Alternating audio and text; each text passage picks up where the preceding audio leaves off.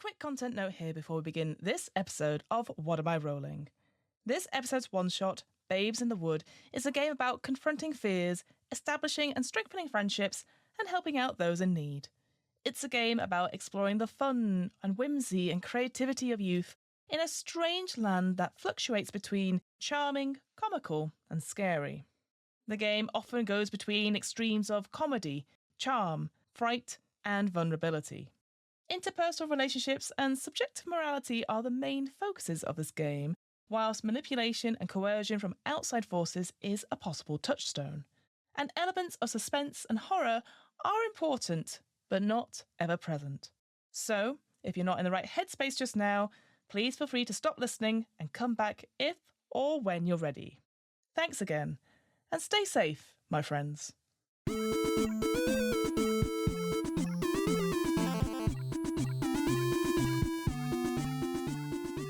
Hello, and welcome to What Am I Rolling, a twice monthly RPG one-shot podcast, hosted by me, Fiona.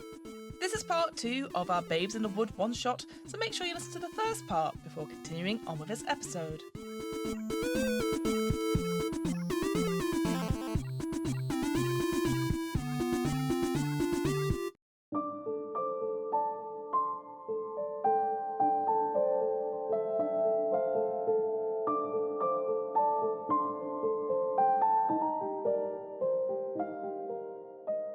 Babes in the Wood primarily uses the Powered by the Apocalypse game engine. And what that means is that on the whole, the game is played through conversation. The narrator describes the setting and situations surrounding the player's characters, and then the players describe how their characters react and interact with those elements. This conversation continues until a player triggers a move. A move's trigger will tell a player to do a particular thing in order to determine what happens next. This usually entails rolling 2 six-sided dice, or 2d6. Add together those values with one of the player's stats, so steam, noodle, or mush, and then compare the overall result to the success-failure options shown for that move. 10 plus results are successes and mean that the player accomplished what they intended to do. There are often additional rewards for succeeding in this way listed in the move's text as well. 7 to 9 results are complicated and usually ask the player to make a hard decision between options, where they take 2 steps forward but maybe 1 step back.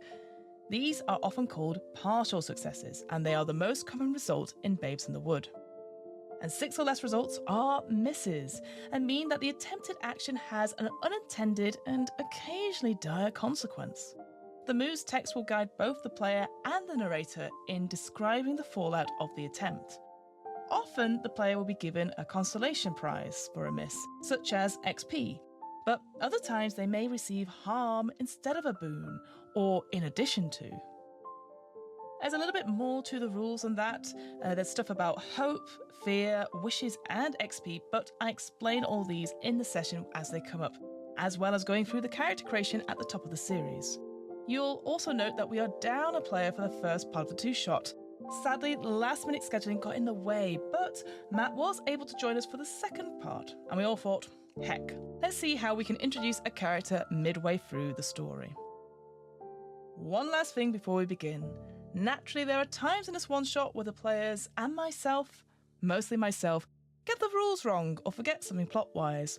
Whilst we always endeavour to stick to the rules wherever possible, at the end of the day, we all make mistakes, and what matters most is that everyone enjoys themselves. So, with all that out of the way, let's get back to Babes in the Wood.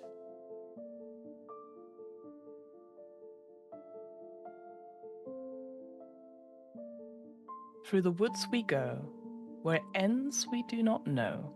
The next hollow, far or near, will be there before our footsteps exhaust. With much laughter and jest, we set off on our quest. Oh, what secrets and tales we'll have shared once we've crossed. But it's not all such a lark, as the fiend creeps in the dark. So we all hold hands, we hold so tight, lest one of us were to get lost. The woods, as always, have that sort of dusk, almost like twilight type light coming through.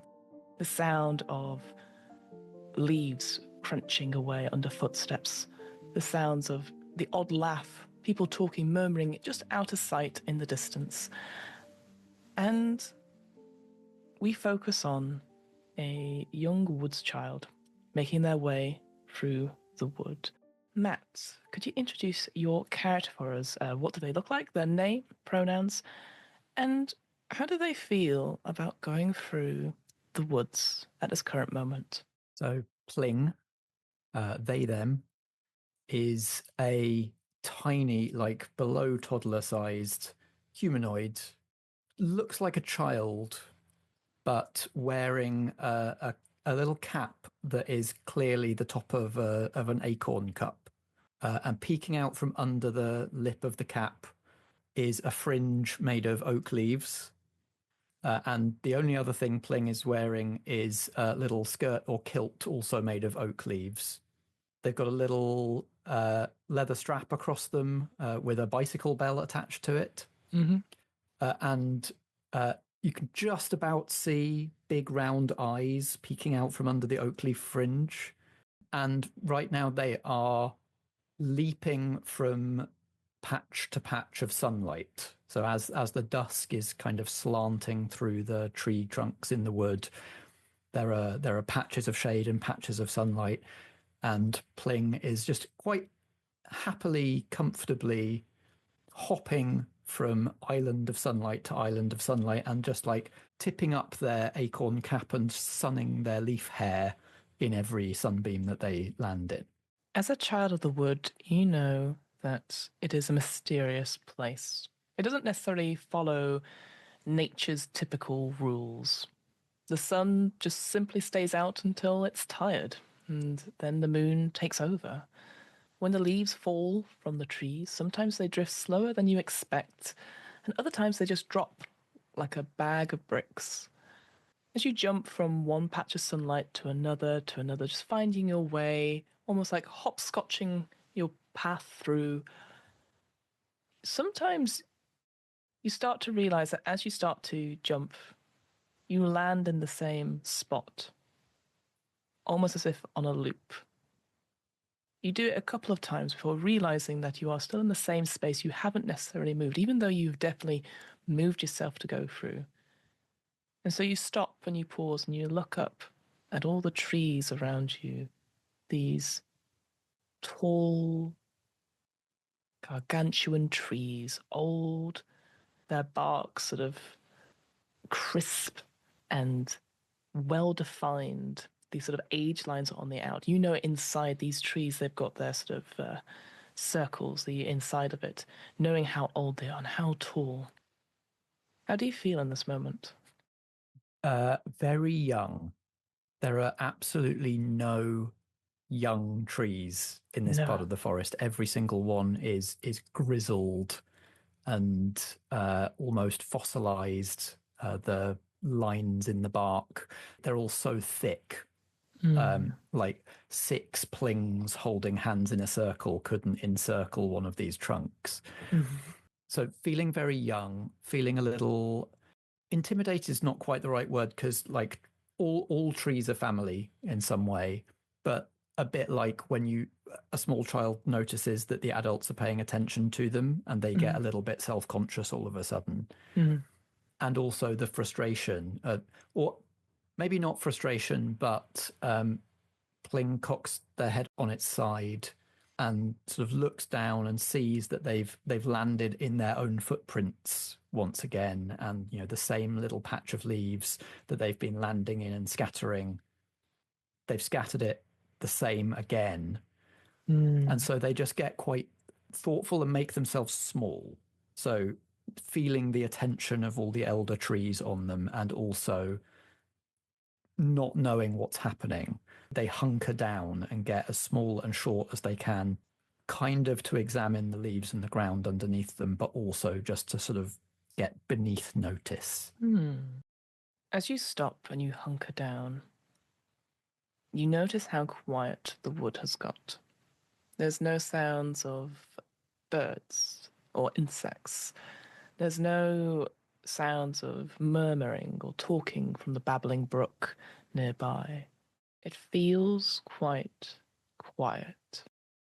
And you get not only the sense of being watched from the elders around you, but something close by watching you, specifically you hunkering down. Hearing just how quiet it's got. And this is, the woods are strange and they do strange things all the time, but silence is one of the stranger. There's leaves and there's creatures and everything all around and wind. So it being silent is extremely unnatural. So I'm gonna ring my bell as loud as I can just to make some sound and see if that wakes up everything else that's gone to sleep here. Oh, I like that a lot. I feel like, This might be a cause mischief. I think it is a cause mischief because you're trying to introduce some sort of, it says physical calamity. I don't think it's that. I think you're trying to like shake the woods out of this slumber, this stupor. Yeah, I'm trying to provoke a reaction of some kind. So that's going to be roll plus steam. However, I'm going to make you also face your fear in this as well. So when you would use another move to act in defiance of your fear, which is these heights, these trees, this sort of looking down judgment thing, take a deep breath and then roll that with disadvantage. That's 3 dice and get rid of the top one. Correct, yes. You use the lowest 2. Is it still the cause mischief move? So am I still adding steam? You still be adding steam, absolutely. Great. 5, 5, 3. So we're losing 1, 5. So that's 8 plus my steam is 9. 9. Okay. So on a 7 to 9, you choose 1. You succeed on your move as if you'd rolled a plus 10. Reduce your fear by 1 and fail your move as if you rolled a minus 6. So you currently are 0 for fear just now, but you can choose either or. Since I'm at 0 fear, I don't need to reduce it. I will pick that first option, succeed on the move as if I'd rolled a 10. Absolutely. You bring out your bell. What kind of bell? Is it very antique? Would you say the sort of the bike bell that you've got? Yeah, this is a very classic, like Hovis advert bike bell from times of yore. With the little, so it's the dome-shaped metal bell with the little thumb switch that you'd use to ring it while riding your bicycle. Absolutely. There's a moment as you bring it out, and you feel it as well. Suddenly, this real coldness takes place in this place. You can feel suddenly the thing that is closer to you coming to watch you, coming closer to you. And there's a moment where you almost pause or hesitate, worrying that this noise will bring more attention to you, even though you can feel it coming on you. It's that moment where you hesitate, and then your fingers move, and you press the bell, and there's like a sharp ding, and suddenly all the sound comes back, all the noise, the birds, there's like birds in trees sort of flap away at the sound, a distraction, and you're brought back to yourself, and the noise is back, the birds, the bubbling brook, the wind, the leafy sort of breeze. And you look around, and that feeling of being watched is gone, as if a spell has been broken. It was a silence thing. I take a couple of steps and see whether I now move or not. You seem to be able to move under your own feet, and you move away from the patch of sunlight. I'll keep moving and stay. Instead of moving from sunlight to sunlight, I'm going to move from trunk to trunk, sheltering under those older trees. Easy enough. Your feet kick up a few fallen leaves and stuff, and eventually you see, as always in the woods, an opening to a hollow. Whether it's not the one you were planning to go to or where you were planning to be on this day, you see it open and maybe a sense of relief that you can escape the woods for now and have your own little adventure.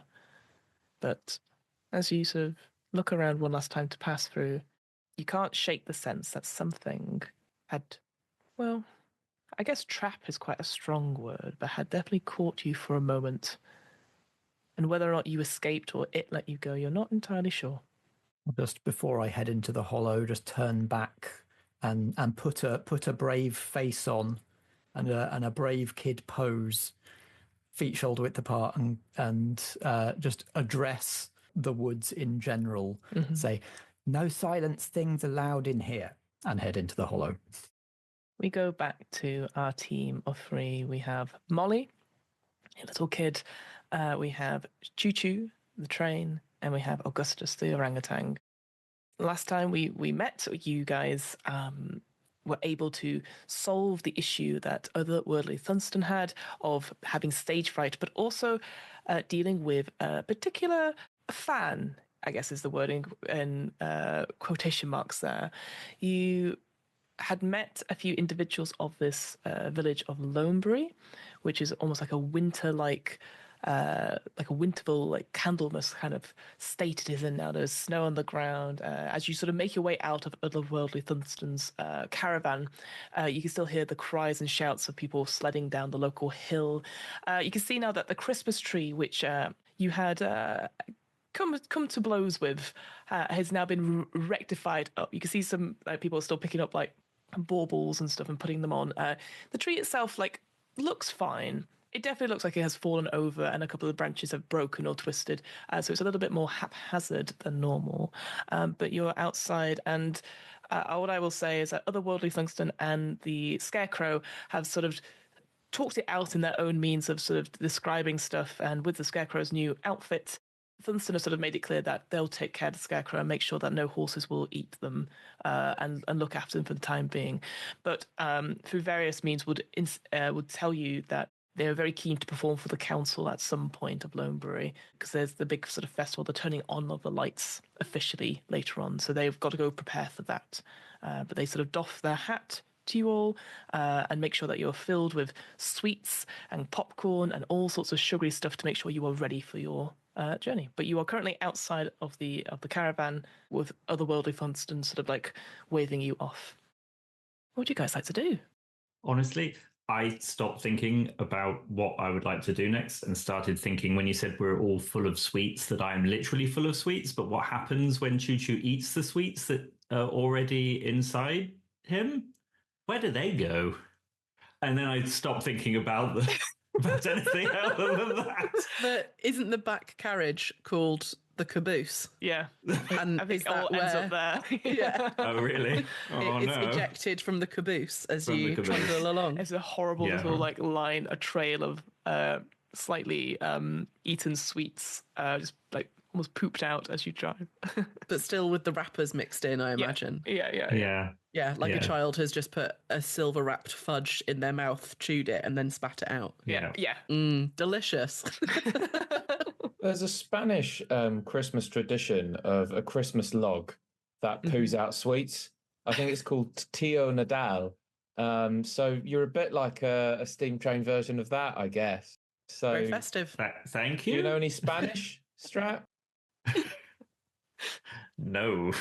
I did very badly at Spanish at GCSE. My first instinct as to what we want to do next. I think Molly wants to see Bruno again. But Bruno, yes. Daniels. Bruno, Bruno. yeah. Bruno. Yeah, the sort of bloodhound shopkeeper who is part of the council. Yes, I mean, I don't know if Molly's particularly interested in this, but the council sounds very mysterious and like there's something going on. And why is everyone walking? Was it walking the same way down the street or something? You can only walk on one side. I think they were avoiding the right-hand side, so everyone was always walking on the left. So there's something going on, but I don't know that Molly's actually really given it any thought or is interested. I think much more motivated by nice dog, shiny sled. That's about it. Augustus is still feeling a little bit ashamed of his inability to make the nest move quite as well as he'd hoped. So I think I think we described the harm as psychological damage. He's just feeling sad about having let the team down. So I think he's thinking of ways in which he can make it up to them and therefore heal himself, as it were. So let's talk about the healing stuff. I was going to say, is there a mechanic for healing? There is console, where you take a moment in a safe space to try to make another kid feel better. Describe what you do to comfort them and roll plus friendship with that character. And then one relevant harm on that character. And then there's some success stuff on that. So you will always, whenever you use that move, will always be able to heal some harm. Hey. And is that console move something that another member of the party does? I think so, yeah. When you take a moment in a safe to make another kid feel better. So yes, either Molly or Choo Choo can have a go. I will say, I know Choo Choo. I don't know if Choo Choo has friendship with Augustus. There seemed to be almost like an antagonistic. Oh no, I do. I have friendship with everybody. It was the other way around. I think Augustus doesn't. I don't have friendship with Choo Choo. Choo Choo scares me a little bit. Just the fact that he keeps pooing out sweets is upsetting. In and of itself. I don't keep doing it. I'm very discreet. Are you? Or do you shout "choo choo go poo poo" every time you do it? I certainly do not. I hear this game has a catchphrase mechanic. Yes, choo choo go poo poo. Maybe that's Molly's catchphrase, and every time she sees him do it, she's like, oh, "Choo choo go poo poo," and Choo Choo can get really sort of like, "Oh, I don't like that." I will say, just the catchphrase itself. So the trigger text for it is that you have a specific turn of phrase that you repeat often that brings joy, wisdom, humor, or eye rolls to those around you. Ticks all those boxes, I think. Yeah. Yes, I'd like to take that catchphrase, please. Okay, you can have that. Thank you. Okay, well, Choo Choo trundles past.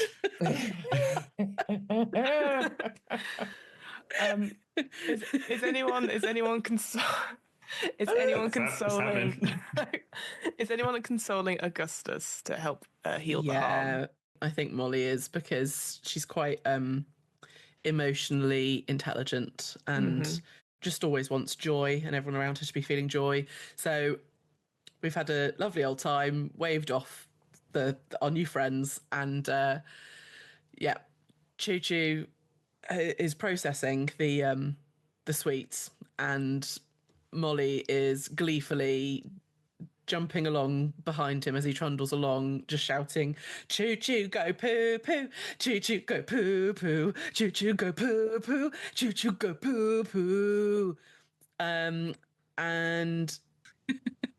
turns to Augustus. Yeah. In that way that you do, like when you're watching a film and you get to a really funny bit and you're looking at the person that you're watching it with going, yes. And I think maybe Augustus is not finding it quite as fantastic as I'm expecting. What face are you giving at this point, Augustus? I think Augustus he probably finds your delight at it incredibly endearing and charming, but the act of sweet dispersal that Choo Choo is currently doing doesn't fill him with joy. But for certain, he is cheered up immensely by Molly doing a dance and singing a song about Choo Choo does a poo poo, which, I mean, out of character, I can very much get behind. So maybe Augustus doesn't say anything, but maybe he just starts to dance a little bit in time with your song behind Molly. I think Molly's going to notice. And behind Choo Choo, who is, can we not forget, doing a poo poo? Yeah, and we're going to have to try and avoid said poo poo unless we get it on lest we get it on our shoo shoo. Conga line? It's a weird conga line. Poo conga. Poo conga, yeah. Oh no. No. Veto. But Molly notices that Augustus is sort of starting to thaw a bit and join in, and I think she's very buoyed up by that, and so just sort of takes his hand and involves him in the dance to really amp things up, and gives his hand a little squeeze. I love that. All right, let's roll the console move then. So 2d6 plus your friendship with Augustus. Augustus, you can heal 1 harm as a result. And then, we'll see what you get in terms of the success tiers. Right, roll to console. Ooh, okay. So I've got a 7 plus 1 for our friendship, so that's an 8. So you both feel a little bit better. So you get to choose one. You can gain a wish. You can gain up to 2 wishes in total throughout the thing. Mark an XP. The character you help gains a +1 friendship towards you. So you can choose one of those, Molly. I am going to Take the XP. Yeah, sounds good. We've already got +1 friendship. Anything more than that feels like a bit much, Alex. Sorry.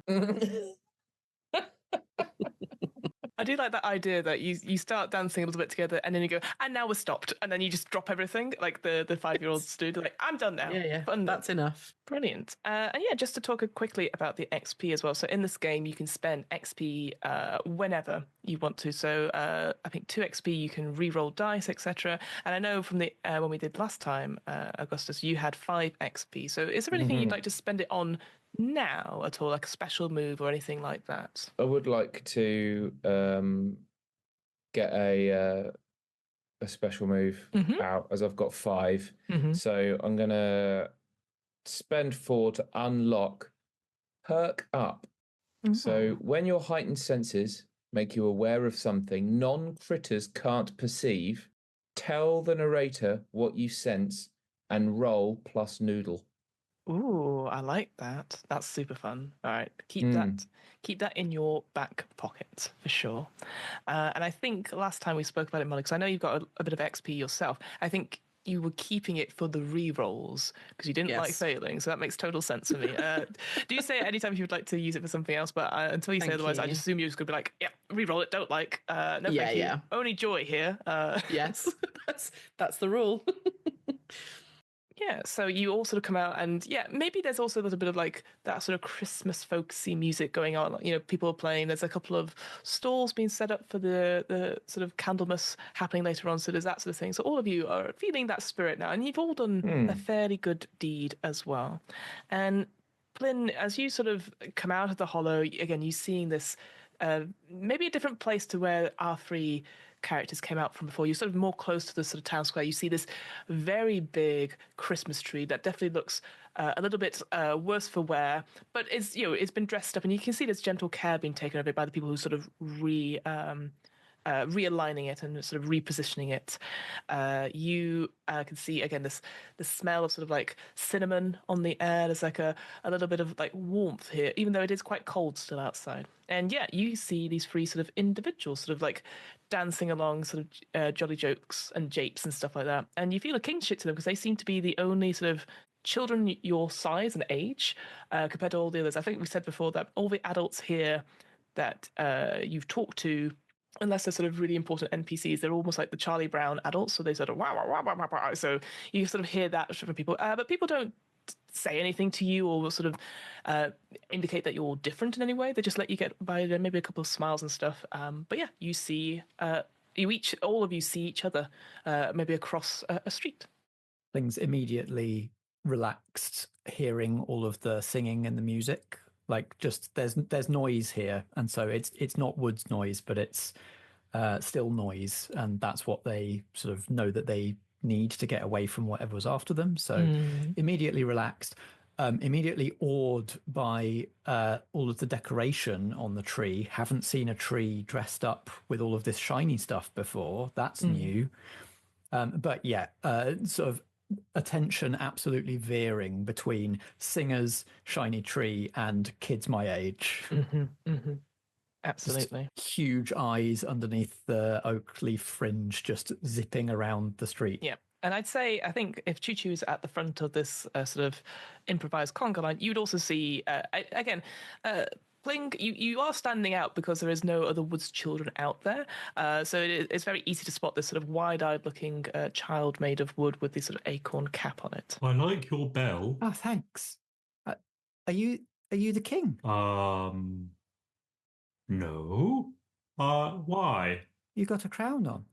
Oh, yes, I do. That was a present. But not all crowns are worn by kings. And not all kings have to wear crown.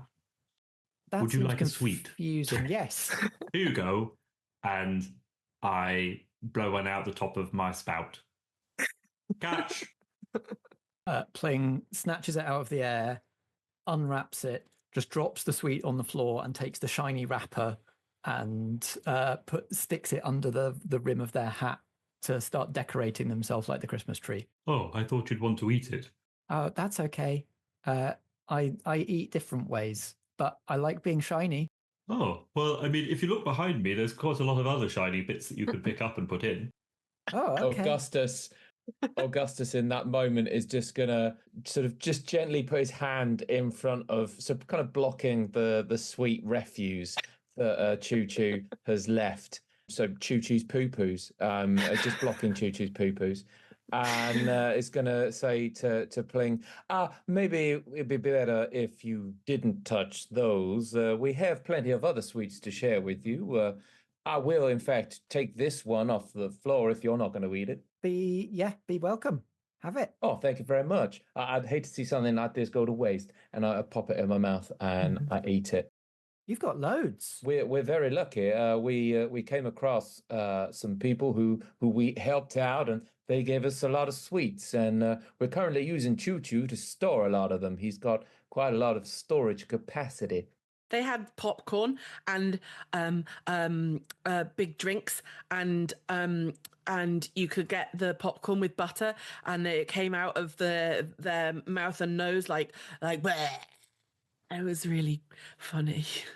This is Molly. She's our friend. She's very clever. Hello, I'm Pling. Hello, Pling. What a very lovely name, actually. Does your bell go pling? Oh, it does a bit, actually. And Pling rings the bell a couple of times. Yeah, and hearing the bell go sort of around, again, it's different environments to play, but it sort of adds to that sort of little ding of like sort of like people talking and laughing and the carols and stuff like that. So it actually feels like a welcome part of the mix. A little bit festive. Yeah. I really like the sound of that bell you've got there. Sorry, I didn't introduce myself. My name is Augustus. Nice to meet you. I'm glad you like my bell. It was a gift from my mum. She's a big oak tree. Wow. I'm a big fan of trees. Yeah, I like trees. I sort of am one. I'm going to be a big one day, but I'm just a little one now. Yeah, I'm only a little hot dog. Are you going to be a big one day? Yeah, I think so. Wow. I hope so. So all of you all help people and they give you lots of sweets and shiny things. So far? Well, yes. Yes, that has happened, yes. Do you know who you're going to help next? No. Ooh. Do you need help? Well, not right now, but maybe at some point I might need help with the silence thing out in the woods. What's the silence thing out in the woods? I don't know. I haven't seen it. I just heard it. You can't Or hear didn't. silence, silly. Yeah, I didn't hear it. That was what was scary. Yes. Well, would you like to help us help people? That sounds fun. It's a fun game. I'm Choo Choo, by the way. Hello. Choo choo goes poo poo. Choo choo goes poo poo. Yes, but I don't need people to point it out every time.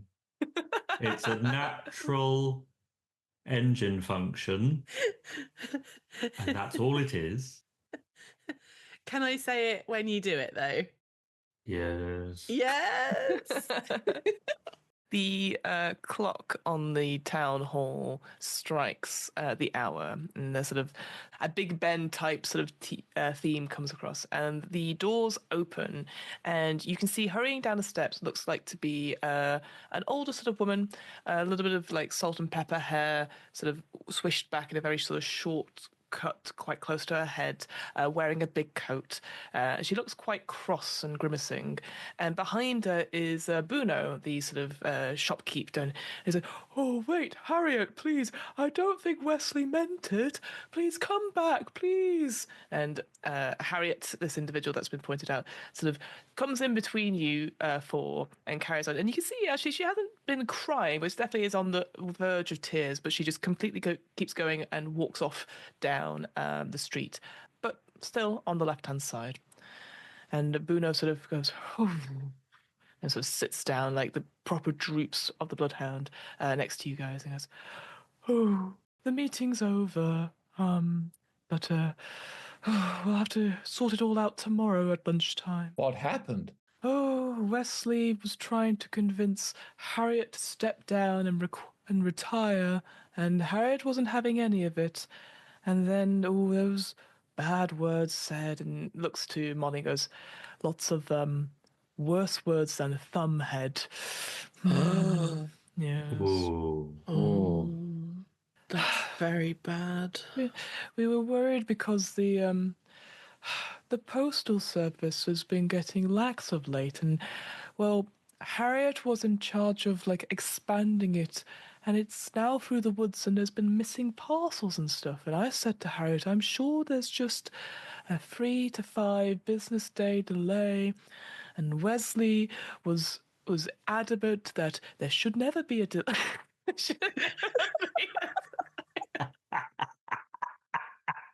Alex loves postal deliveries. What happened there? Balloons happened there. How though? It's thumbs I up. don't know. It's a double thumbs thumbs up, I think. I think it's I done. was just doing this. Yeah, it gets it wrong quite a lot. That's I so do this funny. a lot, and it thinks I've got a thumbs up. I've turned my reactions off. I'm That's terribly sorry. I No, didn't. no. That was so good. I just saw it out the corner of my eye. Oh dear. Yeah, okay. Yes, and Wesley insists that any post should be delivered no matter the delay, and we've lost some sort of postal thing that's needed for tonight. Wesley didn't say what it was, and well, Harriet's they and you see that Bruno sort of like sat next to you and says, oh, I think they've had a falling out. Oh no. Oh. Oh, Bruno, you seem very sad. Would you like a pat? Oh, well, selfishly, yes. It would make me feel better. Molly's just gonna pat him on the head and stroke him behind the ears. Yeah, just a little wag of the tail. Well, I mean, I feel better, and that's nice, but I don't know if I can make Harriet or Wesley feel better. Like, if it's important for the festival tonight, then, but I feel better for the pat, thank you. What about if we found the things that were needed and worked out why they didn't get here? Oh, would you do that? You've already done so much for me already by showing me how to open my shop and indicating my own sort of agency that I am the owner. I ask too much of you. No, Bonnie told me it's always good to help and to remind people they have agency. Oh, Bonnie sounds lovely. She's very clever. How old was she? I don't know. I was her friend for quite a while. Then she went away and I've lost her. Oh, let's not get into that again. You get very upset. Maybe I'll find her and the parcels in the wood. Maybe she's been stealing the parcels. Bonnie would never steal. Take that back. I don't think that's possible that she's been stealing the parcels. There must be another reason for that to be the case. Shall we go and speak to Harriet and see what we can find out? Yes.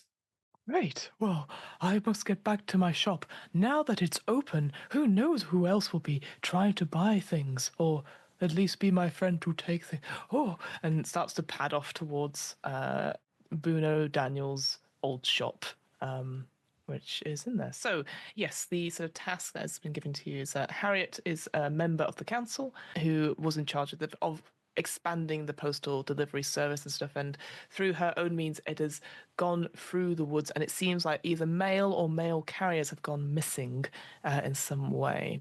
But you have the whole of Lonebury to explore. There's places around and stuff. Yeah, I'll hand it over to you guys. What would you like to do? Did we see where Harriet went? Would we be able to find her if we wanted to? Yeah, it looks like she stalked off down a couple of streets, not too far. I think this conversation has literally taken a minute or so. And when you folks came to Lonebury, it's only roughly a couple of houses and stuff. You think about 40, 50 people at most live here. So it's fairly easy to find someone. It's a very small town. Just wander the street shouting her name.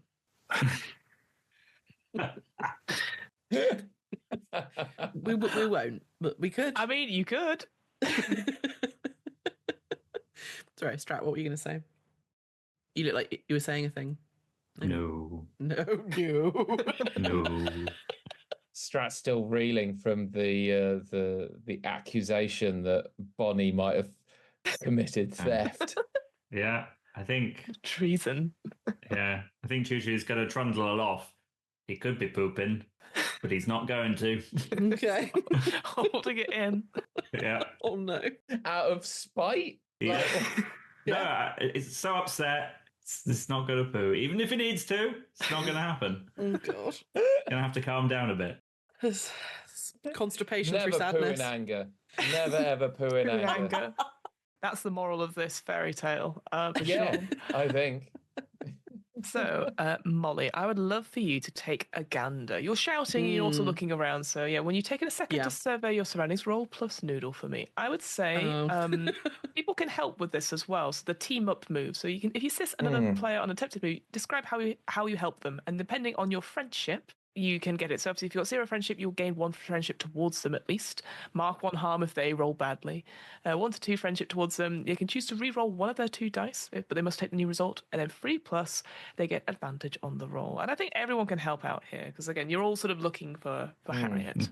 I want to start making friends and also getting friendship and helping out, Yes. learning how to help out. Exactly. And Well, Pling can easily I help can ring a by ringing bell. the bell, Yeah. precisely. Oh, beautiful. Amazing. Yep, so that's fine. So you're just helping them for now. So you gain 1 friendship towards them. So you can do that now. Oh, wait, if they roll a 10+. All right, so keep an eye on that. Okay. What about the Augustus and Choo Choo? I think Augustus is going to Augustus is going to turn to Molly and be, Molly, I think you might need some height on the matter. So if you don't mind, I'm going to put you on my shoulders so that you can be higher up. Would you like that? Yes, please. Why haven't we done this more before? I don't know. I just thought of it now. So I'm going to put Molly on my shoulders and start wandering around to see if we can see anything. It's easy enough to put her on the shoulders. I will admit that she is still wearing her hot dog costume, so the bun aspect of it is a little bit in your face. It's like sort of pushing you down a little bit.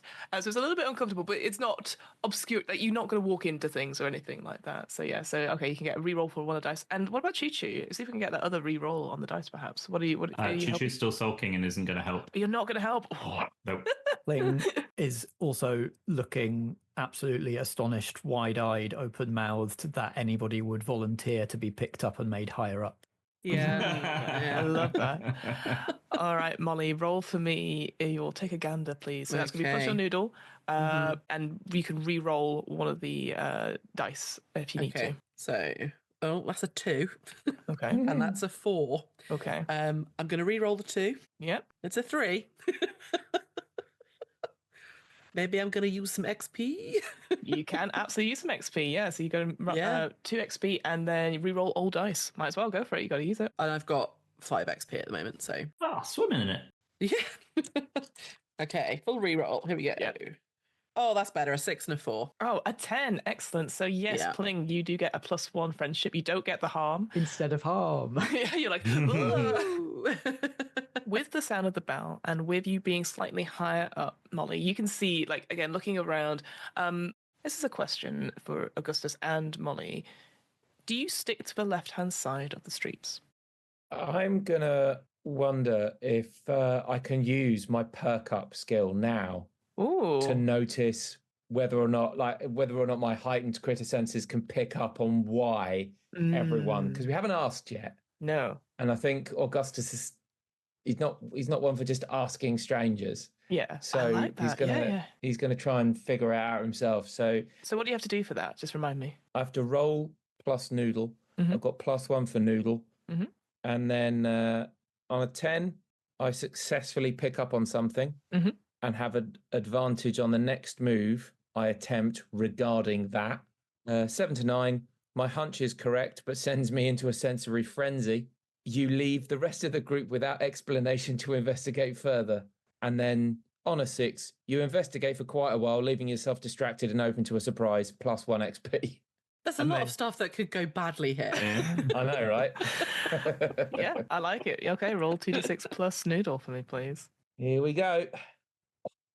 Oh, it's a 12. Oh, Amazing. Okay, so sorry, remind me again what that success is for that.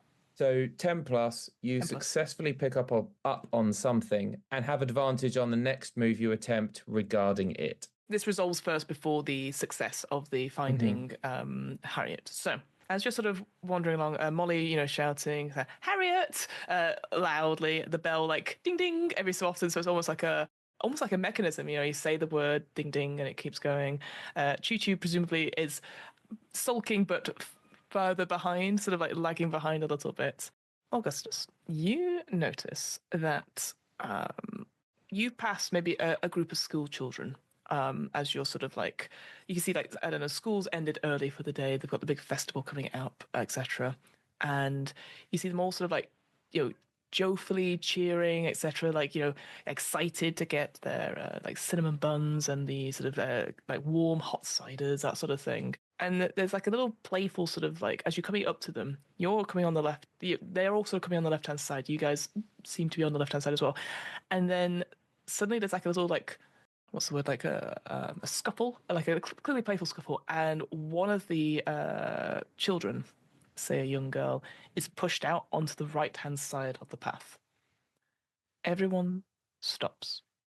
And they all sort of like stare at this girl, and the girl stares back, and there's clearly like a moment of like, I didn't mean to, and almost like in unison, they all sort of turn their back on her and continue walking, and this sort of jovialness carries up again, but she's left on the right-hand side of the path, and she's like, and then you blink, and she's gone. And suddenly, Augustus, you have the image of this person there. You saw her pigtails, you saw her school uniform, but then it's really hard to keep a hold of that image. You knew you saw someone stumble out onto the path. Their face, you can't remember their face. So you retain the incident, but you can't remember who that person was, as if they never existed. Did anybody else just see that? You all saw it. There was a person and then no person. That ain't right. That ain't right at all. I don't like that at all. Do we see if we can find her? What do we do? Did the pavement eat her? I didn't see it either. Maybe Harriet will know? Maybe. Okay, let's continue finding Harriet and see if she has the answers. Maybe all the things disappear, the people and the parcels, so that Harriet will know. Oh, do you think parcels have been left on the right-hand side of the street? I don't know. Let's find... Sorry, I've got too many questions. Let's find Harriet. This is all said while I'm on your shoulder. Yeah, you're like... Just my little egg face peeping out of my hot dog costume, trying to look down at you, but I can't bend. You've got, the bun is in the way, so you're like... I think for leverage, I've had to, when I'm leaning forward, I've hooked my legs around your dungaree straps. Mm. Oh, it's so cute. Like little stirrups. It's not hard to find Harriet at this point. Again, the sort of calling for her name and the dinging of the bell. She doesn't come to you or anything like that, but you find her sat outside what looks to be like a very festive-looking, like, sort of coffee shop. You can see inside there's like lots of bright lights and stuff like that. You see other patrons sort of drinking various things. You can, again, the door maybe opens a little bit. Another bell goes off, ding-a-ling. You can smell like coffee beans and tea leaves being ground, and she sort of is sat outside on a very metal, like white lattice table, like with her gloved hands around what looks like a hot chocolate or something, and she's busily sort of like in pensive thought, like drinking from the hot chocolate, and every so often making a note in her little booklet that has her name on it. It just says Harriet in big block letters. And so she just drinks, and she sort of looks up as you call her name, Molly, and the four of you sort of come closer to her. She doesn't look like she's crying now. She definitely had brimming of tears when you saw her. She sort of blinks at you and she's like, sorry, can I help you, local citizens? Well, yes. And I sort of lift the hot dog up off the top of my head so I can see her. So Molly is now even higher up. Mm-hmm. And sort of continue talking with Molly above my head. Mm-hmm. Maybe Molly's little feet are dangling as well in the hot dog costume. I said, yes, we saw that you were in some distress and thought we could help you. I mean, is that something that you'd like? We just didn't want to leave someone so upset. Oh, that, what is... I very much appreciate people thinking about other people's feelings, unlike some young men who insist on telling me how they would run the council. I could empathise. Some people can hurt your feelings without even knowing it sometimes. I agree. Oh no! Who hurt your feelings, Choo Choo? I think you need to work that out yourself. Oh, okay. I'll have a think. You do that. Maybe think about 2 minutes ago. Start there. 2 minutes ago. Nope, don't know. It was when you said Bonnie would steal things. It was when you said Bonnie. Why didn't you? Oh, I didn't doesn't say matter. Bonnie would steal things. I You said said maybe she she might- did. Which would mean that she had her in it to steal. And she doesn't. And she didn't. And she wouldn't. And she'd never. Sometimes people steal things by accident, actually. Molly, Choo Choo, I don't Yes. think this is the time to be getting into this particular argument. Now, both of you, Yes. you're friends, aren't you? Yes, Yes. Choo Choo's my friend. Exactly. So, Molly, I think it would be wisest to apologize to Choo Choo, Oh. because even though you didn't mean to hurt him, you have. Oh no. Oh, I'm really sorry, Choo Choo, actually. I didn't like to hurt your feelings. Well, I guess I know you didn't mean to, but Bonnie was very special and I miss her very much. And if anybody says anything nasty about her, it just makes me so sad. Oh, that is very sad. I would not like it if someone said mean things about my friend. No. I'm very sorry. I won't say any things that are mean about Bonnie again at all, ever. I'd like that. And next time, I promise just to let you know I was upset and not be a sulky Simon, because Bonnie said sulky Simons are silly. Silly Sulky Simons. Say sorry, Simon. Yes, I didn't quite understand it because my name is Choo Choo, but she seemed very insistent. I never met Simon. Would you like a sweet? Me? Yes. Yes, For me please. to say sorry as well. Here, and I blow it up out of my spout. Catch it in your mouth this time. Glonk. Thank you. You're welcome. What were we doing? Who are you? we're trying to work out why Harriet's upset and seeing if we can help. Playing. Have you got any ideas? Well, all of this it seems like when the wind's blowing the wrong way and all of the leaves make the wrong noise. Okay. Pling nods as if this is extremely sage wisdom. Right. What does that mean? This might be edging towards a move, Yeah, go for it. Tell me. but it has to be. I think it has to be for a specific person. So I need to work out who I'm addressing this to. What move are you thinking of? Because we'll work it out together. This is my special move when I share advice, jokes, or stories from the woods to help someone understand their circumstances. Oh, I love that. I mean, it could be towards Harriet. It could be. Yeah, I'm happy for you to roll that. So what's that? It's 2d6 plus noodle, right? It is indeed, which is not my best, but I love it though. might do something. That is a 6 plus 0. Oh no. On a 6, I scare or confuse them instead of comforting or inspiring them, and they're displeased with me. Oh no. It's too sad. Can you use a wish? help? Use a wish. No, I'm not going to, because this is what I wanted from this move. I want to Devastate us all. I want to be a confusing, small, weird woods child. Oh, playing. Do you mark XP though because you failed? I do mark XP. Yeah, for that's that, yes. that's all I thought. You do still have something. Okay. So as you say this, playing sort of like nodding very sagely, all four of you hear a massive sob because obviously you've not been talking to Harriet during this time, and you can see she's starting to cry these big tears. It's messing up her makeup a little bit, going into her hot chocolate, and she's like, I just wanted to have some nice prizes for the gingerbread competition, and they haven't arrived, and now I have small children talking to me about wind going the wrong way, and I don't know how I'm going to get it all sorted for this evening, and Wesley's going to take me off the council for being inept and old. And she just starts crying. It's all right. It's all right. Because what I meant was sometimes the wind just blows the wrong way, and there's nothing you can do about it. Nothing I can do about it.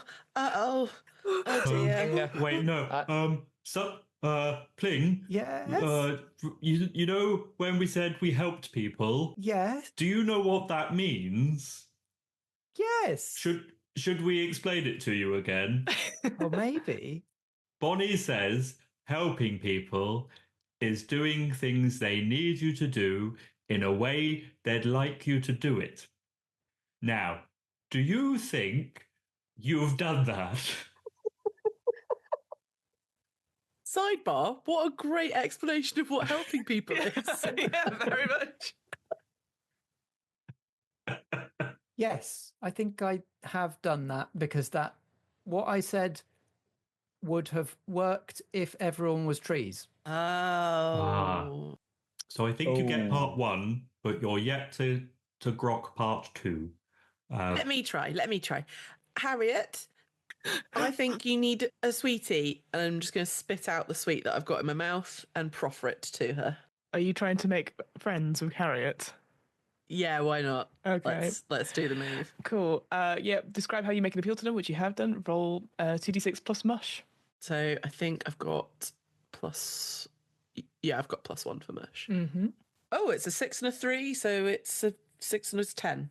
10. Yep. They respond well to your friendly advances. Pretty endearing.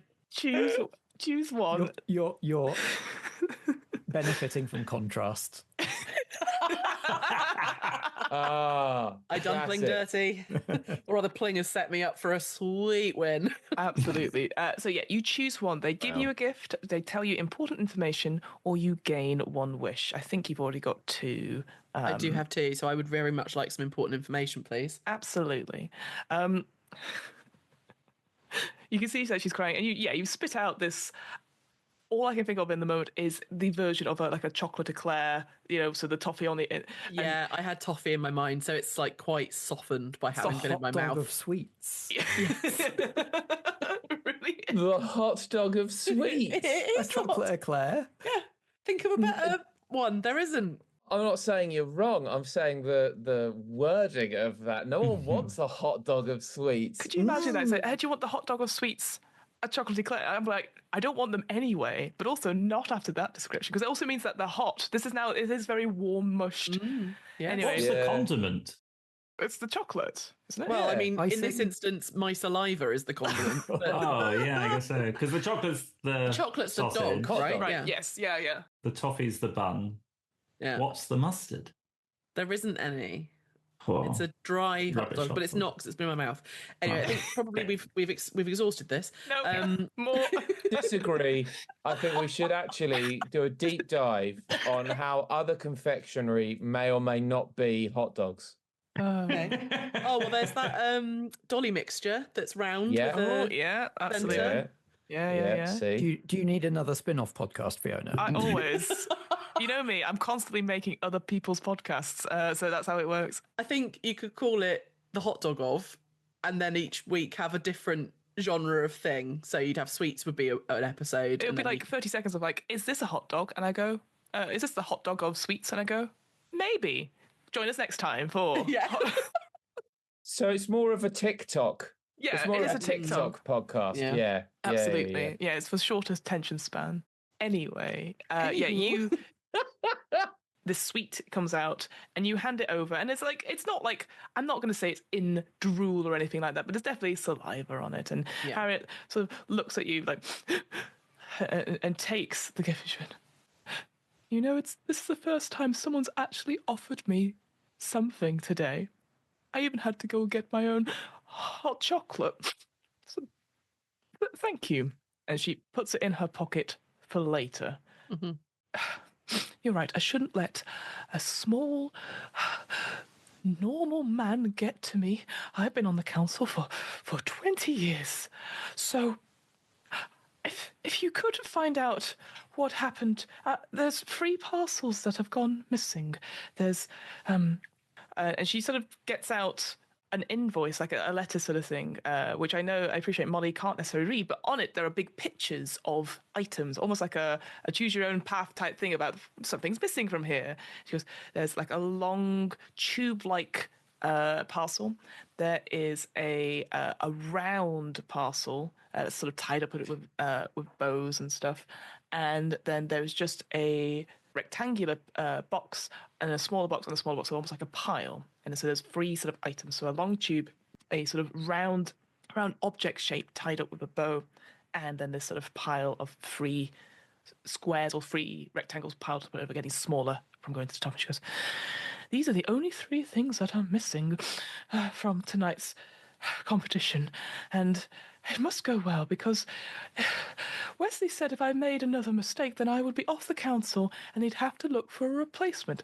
But he has terrible ideas. He said it shouldn't be winter all year round, and cozy themes are last year's fall, and that we have to move on. He says he'll change things up, and I can't allow that to happen. Bruno is such a lovely dog, but he is obsessed with his shop, so I have to do everything myself. If you wonderful folks can help me with this, I would very much appreciate finding these parcels and seeing if we can rescue Candlemas for everyone here in Lonebury." I think we can try. Yes. Where were the parcels coming from? They were coming from all over. Oh, we've got different villages and stuff. And she points back towards the woods. We had one from, where was it now? We had the round tube parcel was coming from a place called Morninggate. Whitley Den, I think, was the round ball. And then the trio of parcels, well, I've never been there myself, but I believe it's called Bear University. I've never been myself to that particular hollow, but I hear it's very far off, and so it might take some days to get there. And I had confirmation that they were all out for delivery. She pulls out another invoice that says out for delivery. It's funny that got there, but all of the other things that presumably were delivered when that was created didn't get here. I don't understand posts. It's a mystery even to me.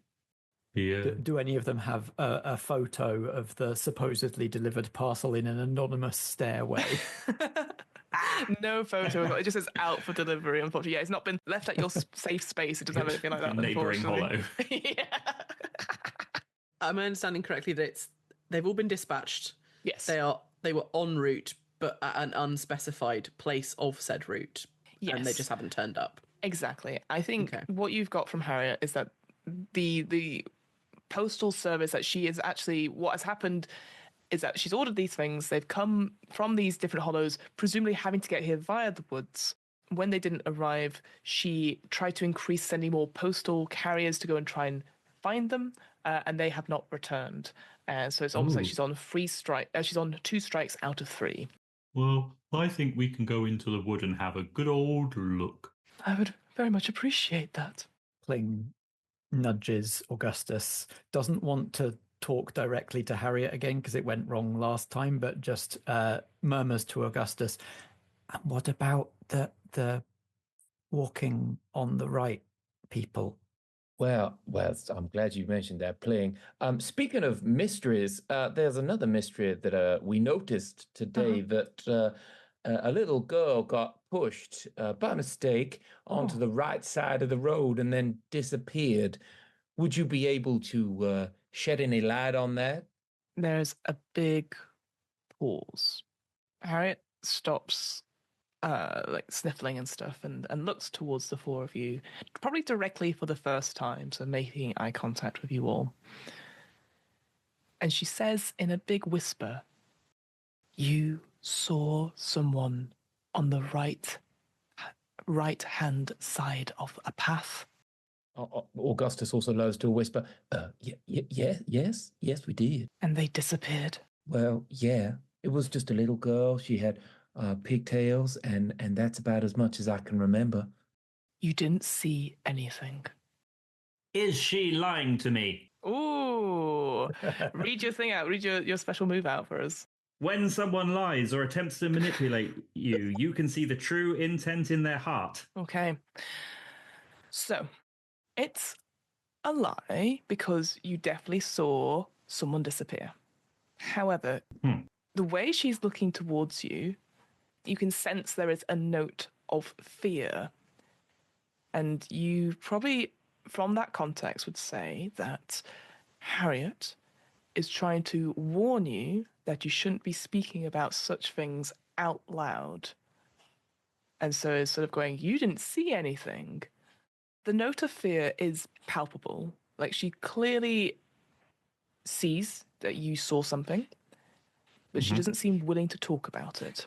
I have to choose a result and mark it. There's several Ooh, results. yeah, go for it, yeah. I have to do one at a time. So one of them is you make an excuse for the lie and trust them instead, and I get +1 wish, which is very tempting. Yeah, that's good. But there's another one, which is you can only tell lies for the rest of the conversation.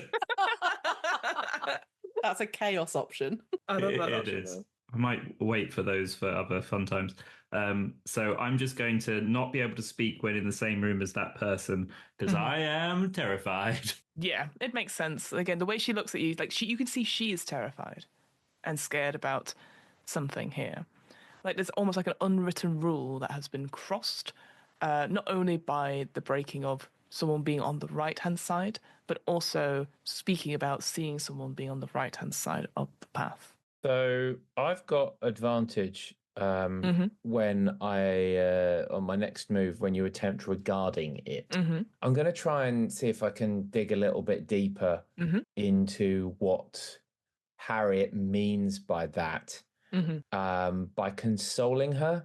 Oh, okay.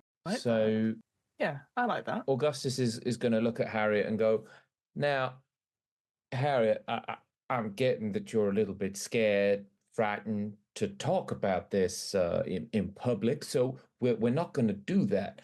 I'm going to suggest we go back to Bruno's shop and speak about it there in private so that we can understand it maybe. My only thought is that maybe some parcels were left on the right-hand side of the road, and maybe that's why they disappeared. I'd say, yeah, roll that console. I know that's mostly for kids, but I like that idea that you're doing. So do the 2d6. You don't. It'll be a straight 2d6 on that for the console. We'll work it out together. Okay. Oh, it's 9. So you can choose one of these things. You can gain a wish. You mark 1 XP. Or the character gains +1 friendship towards you. You don't need that because again, this is a sort of an NPC sort of thing. So either one of the two, I quite like on that front because I think it's a good move to do to indicate to her that you understand there's something that's not right. I'm going to mark the XP. Nice. Yes, everyone loves XP. Yes.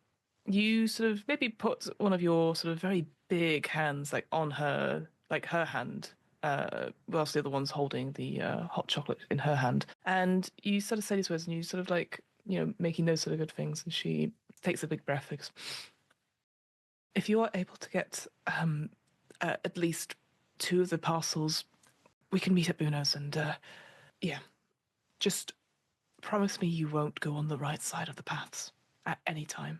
Absolutely not. We will make sure that we stay on the left-hand side. Thank you. Thank you, all of you. And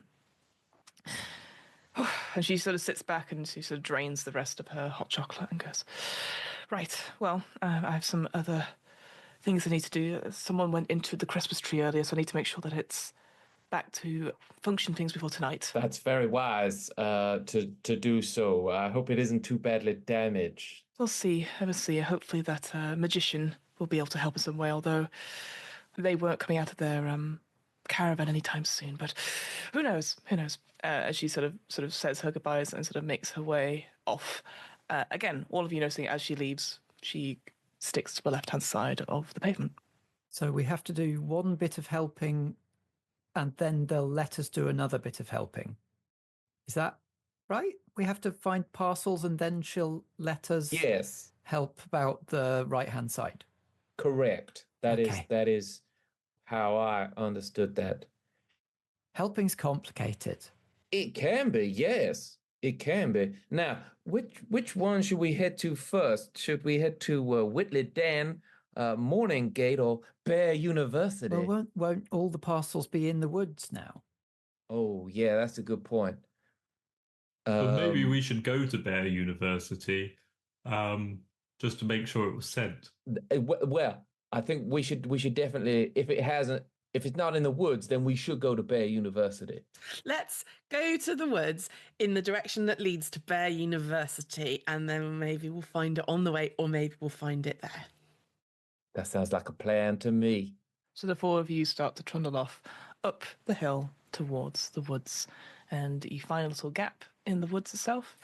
You take a deep breath, as always when one does going through the woods. You know that the woods themselves are a mysterious place where no map can map it out, etc. So finding a space and stepping through to explore the woods.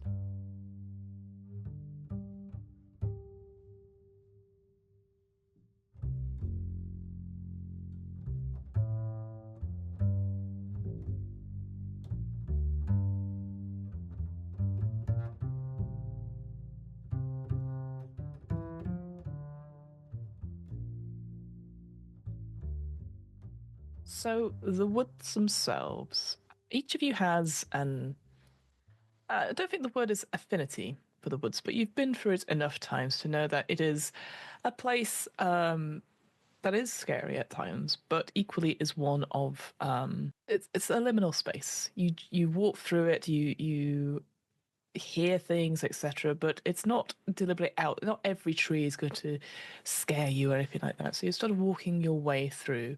I guess my question to you, team, is how are you going about finding these parcels? Because there's no signposts. There are paths, but then sometimes it's almost like natural pathways. So there'll be stuff that is made, but then will go off and tail off where it feels like the woods might have shifted around a little bit. So there's no like road or anything like that. How do you plan to find these parcels or the missing mail carriers who have been sent out to try and find them? I mean, we could try the old shout and bell trick. That worked for finding Harriet. Could ask some trees. Could ask some trees. Yeah. Yeah. That I like that. Who out of us do you think is best placed to communicate with trees, though? Do you think it's? I think it might be Choo choo, yeah. Yeah. Choo choo. If you could start up a great conversation with an oak, or maybe a particularly nice birch. Okay. I mean, some of these are probably my aunties and uncles, so. Hey, trees. Hey. Hello. There's a shift in the breeze whilst the leaves are moving, but you don't hear any noise. Not even you, Pling, can hear anything. What you're doing is it's a bit like when a horse tries to neigh at a sheep. Roll your move. Okay. 2d6 plus noodle. That's 9 this time. So they're not Nice. quite sure they understand, but they still pursue a course of action based on their interpretation. I'm not sure I understand, but what I think you mean is that I need to act like a horse. So, nay. Nay? Maybe the problem is there aren't any sheep. Are the trees laughing at Choo Choo? Oh, you absolutely can hear the crackle of like leaves and stuff like that. So there's like little titterings happening. But only you, Pling, can hear it. My leaves rustle in sort of acknowledgement of that. Mm-hmm. Molly, you're good at making friends. Maybe you should try. You probably would be the second best. Talking to trees. Yeah, you could talk to anyone. That's really nice and kind of you to say, but I actually think, although we've not known them very long, that Pling is quite a tree and might know some trees. And I remember, because I like to remember things about people I meet, that Pling has a tree for a mum. I do, you did remember that. Is she nearby? No, long, long way away. I've walked a long way. I have to walk a long way because you can't grow up in your mum's shadow. Oh. She's very big. She casts a very big shadow. So I had to walk quite a long way to find some sunlight. Oh. It's very wise. But yes, I mean, I can talk to trees, but I don't know very much about helping. So you might all have to help me know what to ask. We can definitely provide you with questions. That shouldn't be too difficult, should it? We're a team. Yeah. Agreed. Okay. Let's see if. Oh! What's that, Molly? Ask them, where are the parcels? That's a good question. Pling, can you ask them, where are the parcels? I'll try. Pling goes to the foot of the trunk of the nearest familiar looking tree, so the nearest oak probably, and it would be much easier to talk to this tree up in its branches, but Pling stands resolutely at the bottom of the tree and just yells up into its branches, "Where are the parcels? Do you know where the parcels are?" The echoing of like parcels goes around all the leaves. For this, I'd like you to make a friend check for me, please. So roll duty 6 plus mush and see how I'm they. not good at this. No, I'm going to see how they respond to your thing. I will say, people are helping you come up with the questions. We'll say we'll go for Augustus on this one, so you'll get. It's only a +0, so you're not. If they get. If you get +10, they'll get a +1 towards you. Otherwise, they'll take harm, unfortunately, Augustus. So we'll see how that works. I did not sign up for this. You're just too helpful. Am I going to get hit by a tree? That's a 7 on the dice. -1 mush is 6. Yeah. I mean, I like failure in this system, but I don't want to harm Augustus. No. Particularly. That's Too late. Well, I have a wish. Ooh. Oh yeah. So you can choose whichever level you'd like to go to. So whether it's a mixed success or a full success. Okay, fantastic. I mean, I like complication. Let's make this 7 to 9 so that they ask me to make an unbreakable promise. Nice. I like it. In return for what I want. There is a moment as you're shouting up again, the birds maybe move a little bit. Augustus, you look up, you definitely see, or what you think you see is like a big shape in the tree. And for a moment you're like, oh, bear. And then you're like, no, it's fine. Nothing fell out of the tree on top of me, whether it be a branch or a bear. Damn. But I think for you, Pling, you again, so shout up, and maybe then you put your hand on the bark of the tree, and sort of like again, as well as shouting, using your verbal components to make communication, giving that sense, almost like I mean, I know this is not how photosynthesis works, but this idea of like back and forth. And you get the sense from these trees that they can point you into a direction where they saw a mail carrier have a parcel. It looked like to be the round parcel with ribbons on. But they, you hear like almost like a sadness at the end, and you see visions of trees fallen down, so bits of branches and stuff. Looks like something has cut through a number of these, not big trees, so they're not the old elderly trees, but it's definitely the more upcoming smaller ones. That something has cut through or broken them, and they ask you if you can find out what's happened to this part of the forest where a whole bunch, like a corpse of trees, has been cut down near to where the mail carrier was. I think, as well as the little hand on the bark, it's the feet in among the roots of the tree is where a lot of that communication is happening as well. Like under where the roots of that tree entangle with the nearby trees, and that's the directional sense that I'm getting, is I'm like following the underground patterns of all these woven together tree roots. Are you tapping into the mycelium network? I did consider making this character a toadstool woods child, but went with tree instead. Yeah, I think all of you, can see, again, it's almost like that stop motion thing we talked about before, where the roots shift ever so slightly towards where Pling's feet are, but they don't like grab them or cover them in stuff. It's just sort of a gentle, sort of almost like a touching, as gentle sort of like passing it over. But yeah, you get a general sense of a direction, Pling, for where one of the parcels was. I point. The round one went this way, or is this way, or went this way, or something. And there's bad things happening to trees there too. Bad things? What kind of bad things? Trees getting cut down or falling down or something. Oh no! Not big old ones like Uncle here, but one's only a bit older than me. That's awful. Shall we go to Whitley Den? Yes, if I'm going to find somewhere to put my roots down, I have to make sure that the places like that are safe. Choo choo. Absolutely. Could you make for me a gander check for me, please? Ooh, I can. Take a gander. So 2d6 plus noodle. Excellent. I'm really good at noodle. Oh dear. So that's a 6. Excellent. Mark 1 XP. Okay. So good at noodle. So good at noodle. So does that mean I'm about to see someone or something that's going to give me a scare? Yep. Oh. Choo choo. You're sort of you're sort of listening in and you're like, yes, parcels good, and you're sort of like maybe you're taking a couple of tracks around, like sort of like keeping on your toes a little bit because it's a little bit chilly and you don't want your wheels to get frost on them or anything like that. They don't feel stiff, you know.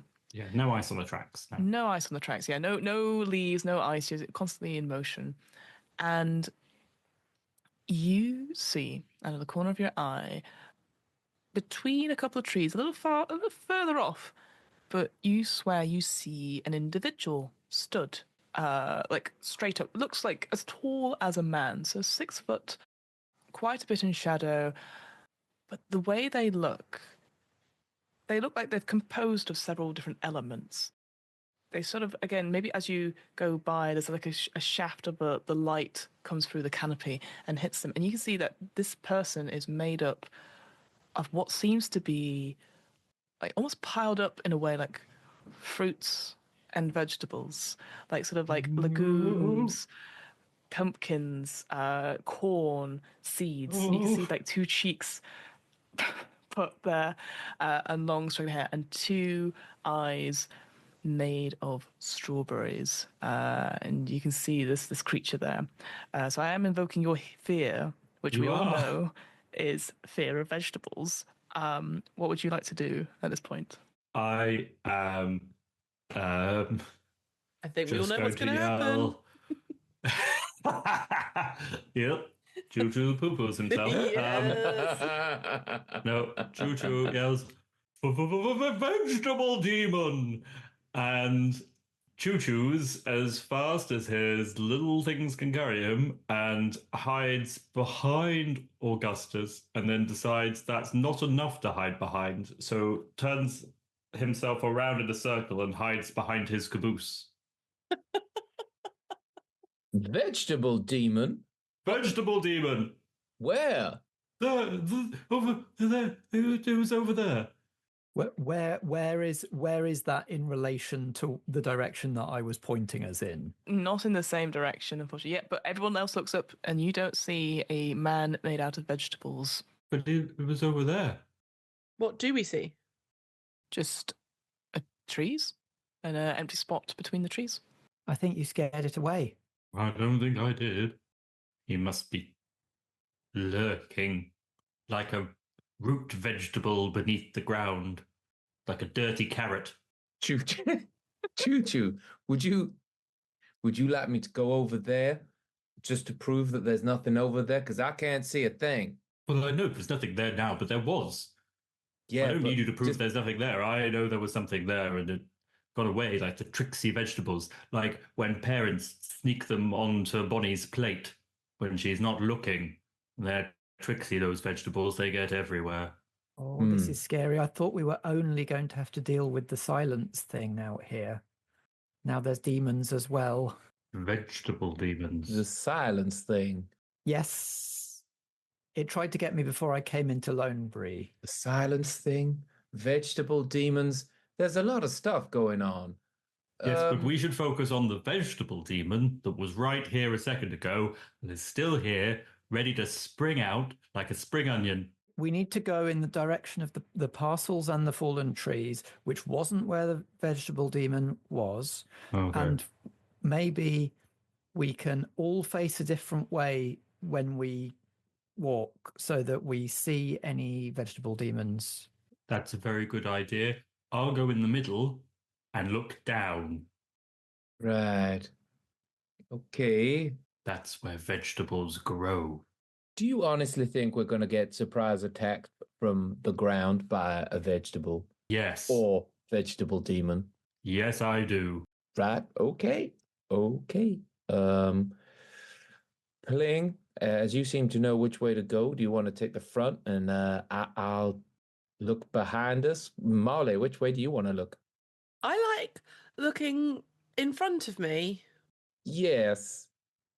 Now, that Both of it, we could both walk at the front and keep turning our heads left and right. When I turn, I have to turn all of me because of the hot dog. Oh yes.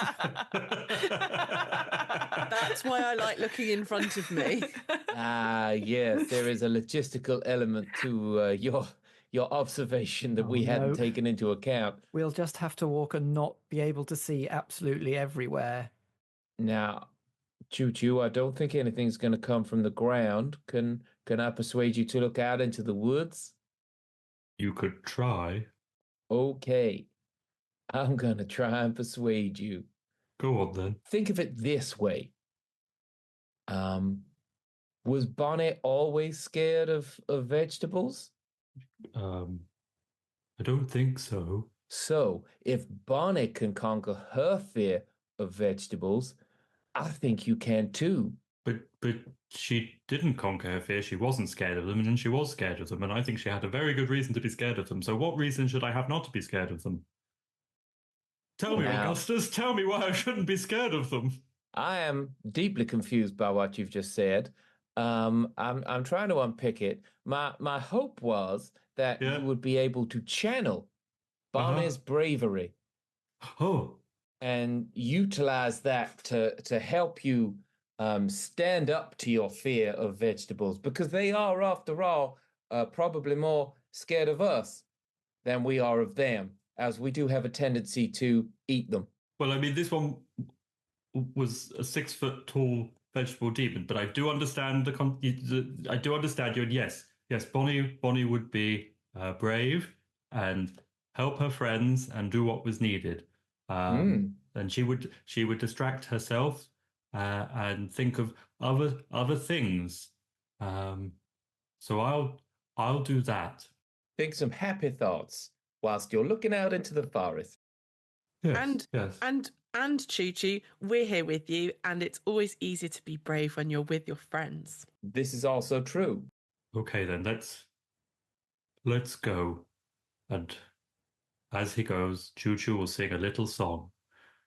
If you go down to the woods today, you're in for a big surprise. If you go down to the woods today, you better go in disguise.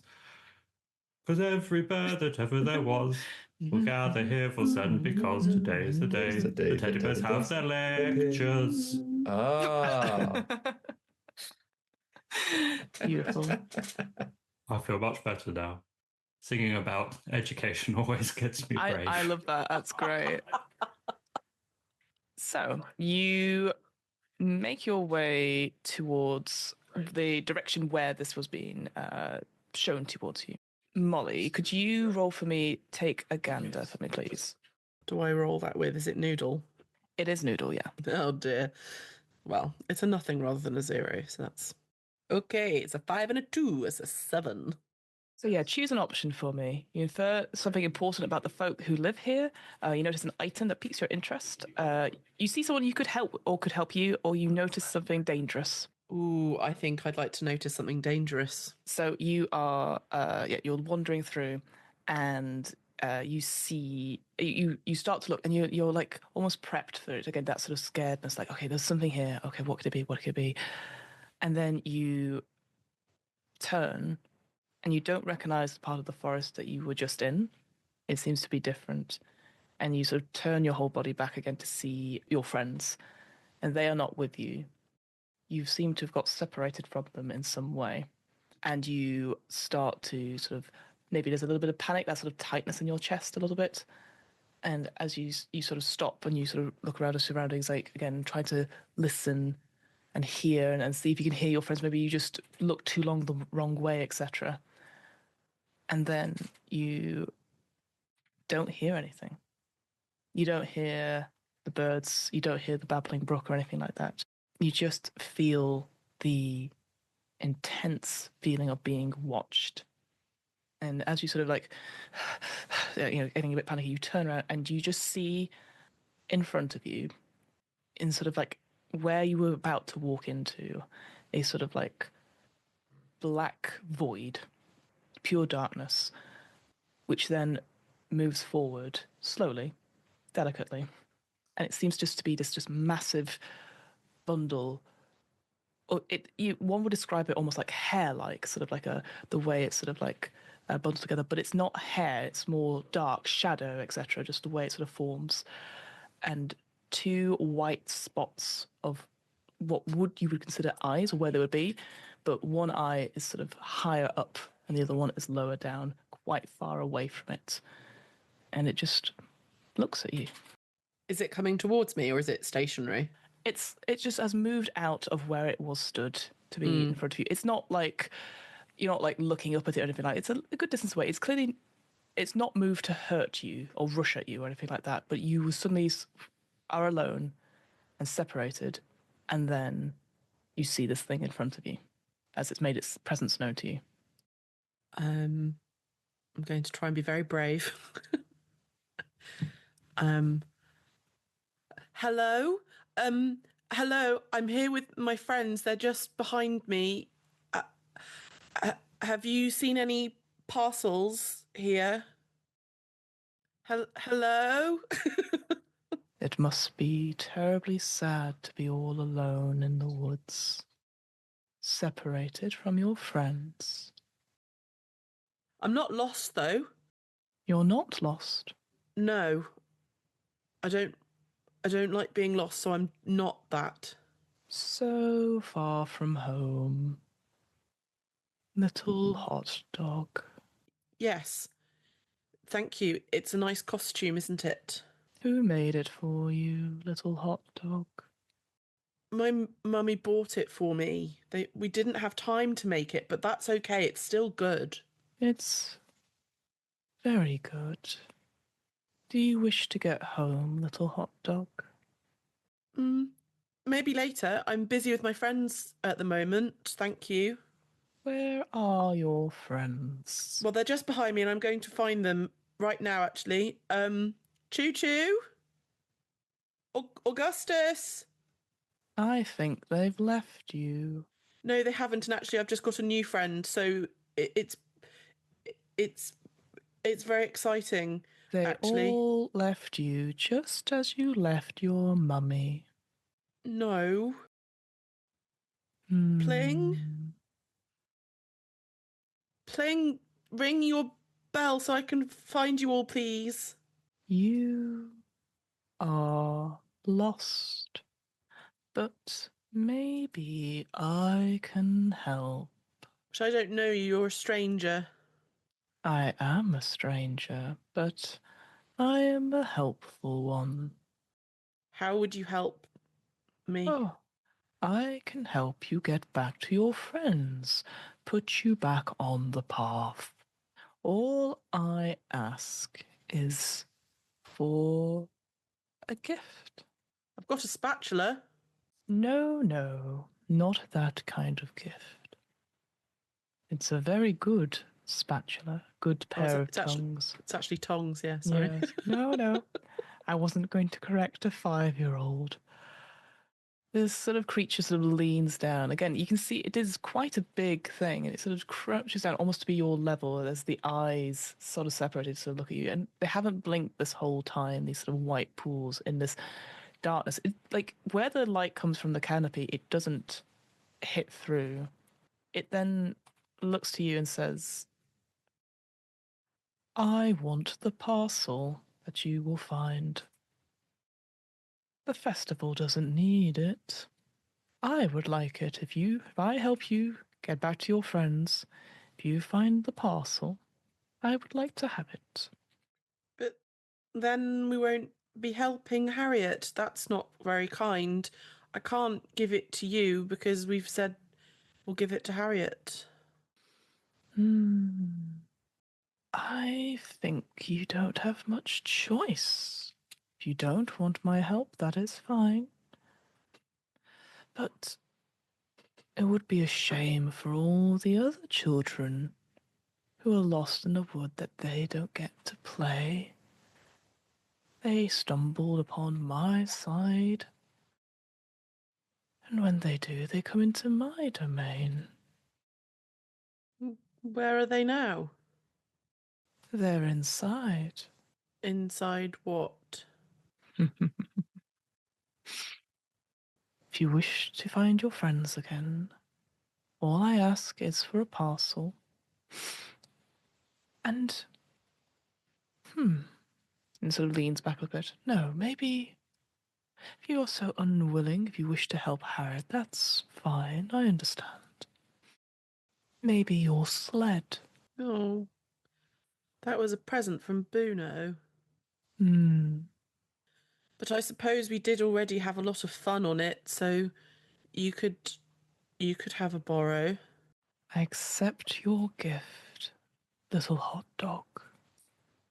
And a sort of a tousle of hair, sort of like, again, very fine, sort of comes out and sort of, it gets towards you, it almost like moves around a little bit and then takes, like, if you put the sled on the ground, it sort of takes like a single sort of finger, like length, picks it and moves it towards itself and continues until the sled is fully enveloped inside it.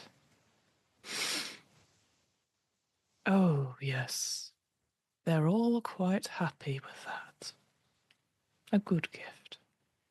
I'm okay. Can I go now, please? Of course, your friends are waiting for you over the ridge. The ridge? You turn around and you can see like there's this little off, almost like a little hillock. I'm going to toddle towards it as fast as my hot dog legs will take me. Yeah, absolutely. You hear sort of on the wind, sort of like, we'll meet again, little hot dog. No, thank you. As you reach over the ridge, the rest of you, it was almost a moment where you saw Molly again, Tottenham, and again, all of you, it just, again, looking and blinking and looking, and then she was gone. So you've actually just stopped in the space where you were. And then suddenly there she is, she's just toddling over the ridge towards you, almost at a very hurried pace, looking a little bit pasty, like peeking out of the hot dog. Oh, you're here. You're all here, but that's fine because you're all here, aren't you? You're all here. Yes. You all right? Did you need a wee? No, I don't need a wee. I need maybe I need a cry. Actually, there was a very big, scary, scratchy black dog thing with wonky eyes, and it wanted the parcel, and I said we can't give you the parcel because the parcel's for Harriet. So then they wanted my sled, and now they've got my sled and we won't be able to go on the sled anymore, and I think Bruno's going to be so sad. But and they said all the children are there, and I couldn't see them, but maybe they were in its mouth. I don't know. That's an awful lot. But you said it was just back there because you disappeared. Oh, well, I was just walking along, and then you were all gone, and then it was there, and it was all in the dark. So I don't know. There's a bit of sunshine here. You should stand in it. You'll feel better. Okay.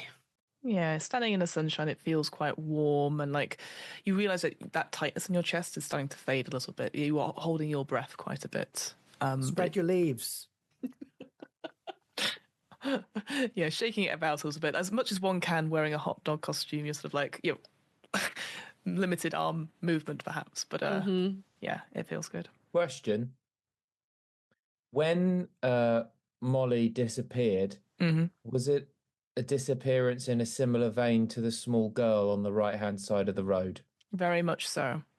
Almost like a blink and gone. I'd say, obviously, you still remember who Molly is and stuff like you're all sort of friends with her, but maybe even there's a moment going, oh, she's wearing some sort of costume. Was it a hamburger? That sort of like you're trying to work out what it was. But as soon as she's back, Chocolate eclair. Yeah, chocolate eclair. Yeah, exactly. Yeah. Okay. That's funny because there's no left and right of the path in the woods, so it's a bit the same, but it's not the same. That's a good point. Molly, I've got a question for you. What did you hear anything when you saw this black shape thing?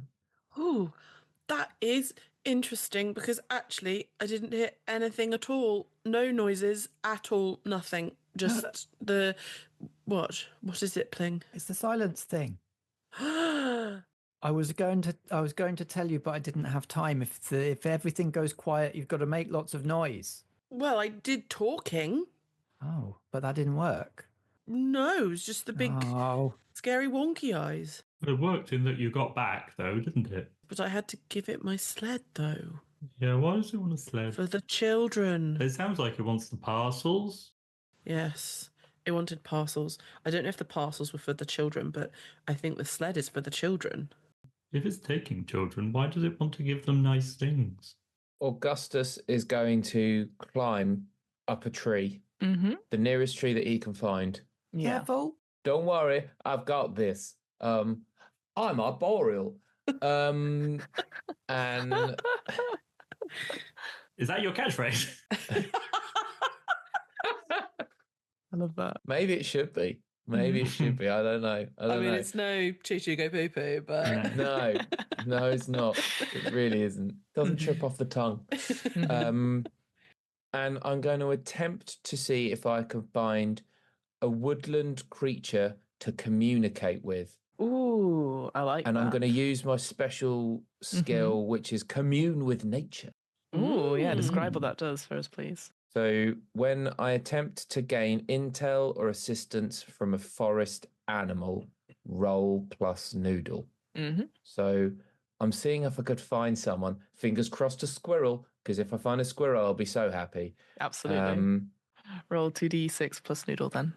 Oh, it's a 3. Oh. Can I help? Or you could do a wish. Have you got a wish?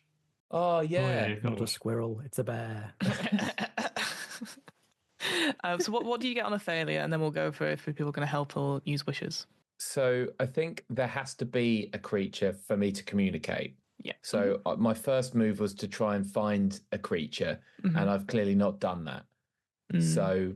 Oh, is there not tiers of success for you doing that move? That's what I was asking you. So what I'm saying is there has to be a creature for me to communicate with. There will be, don't worry. That's fine. Okay, cool. So the failure is I fail to communicate and they leave.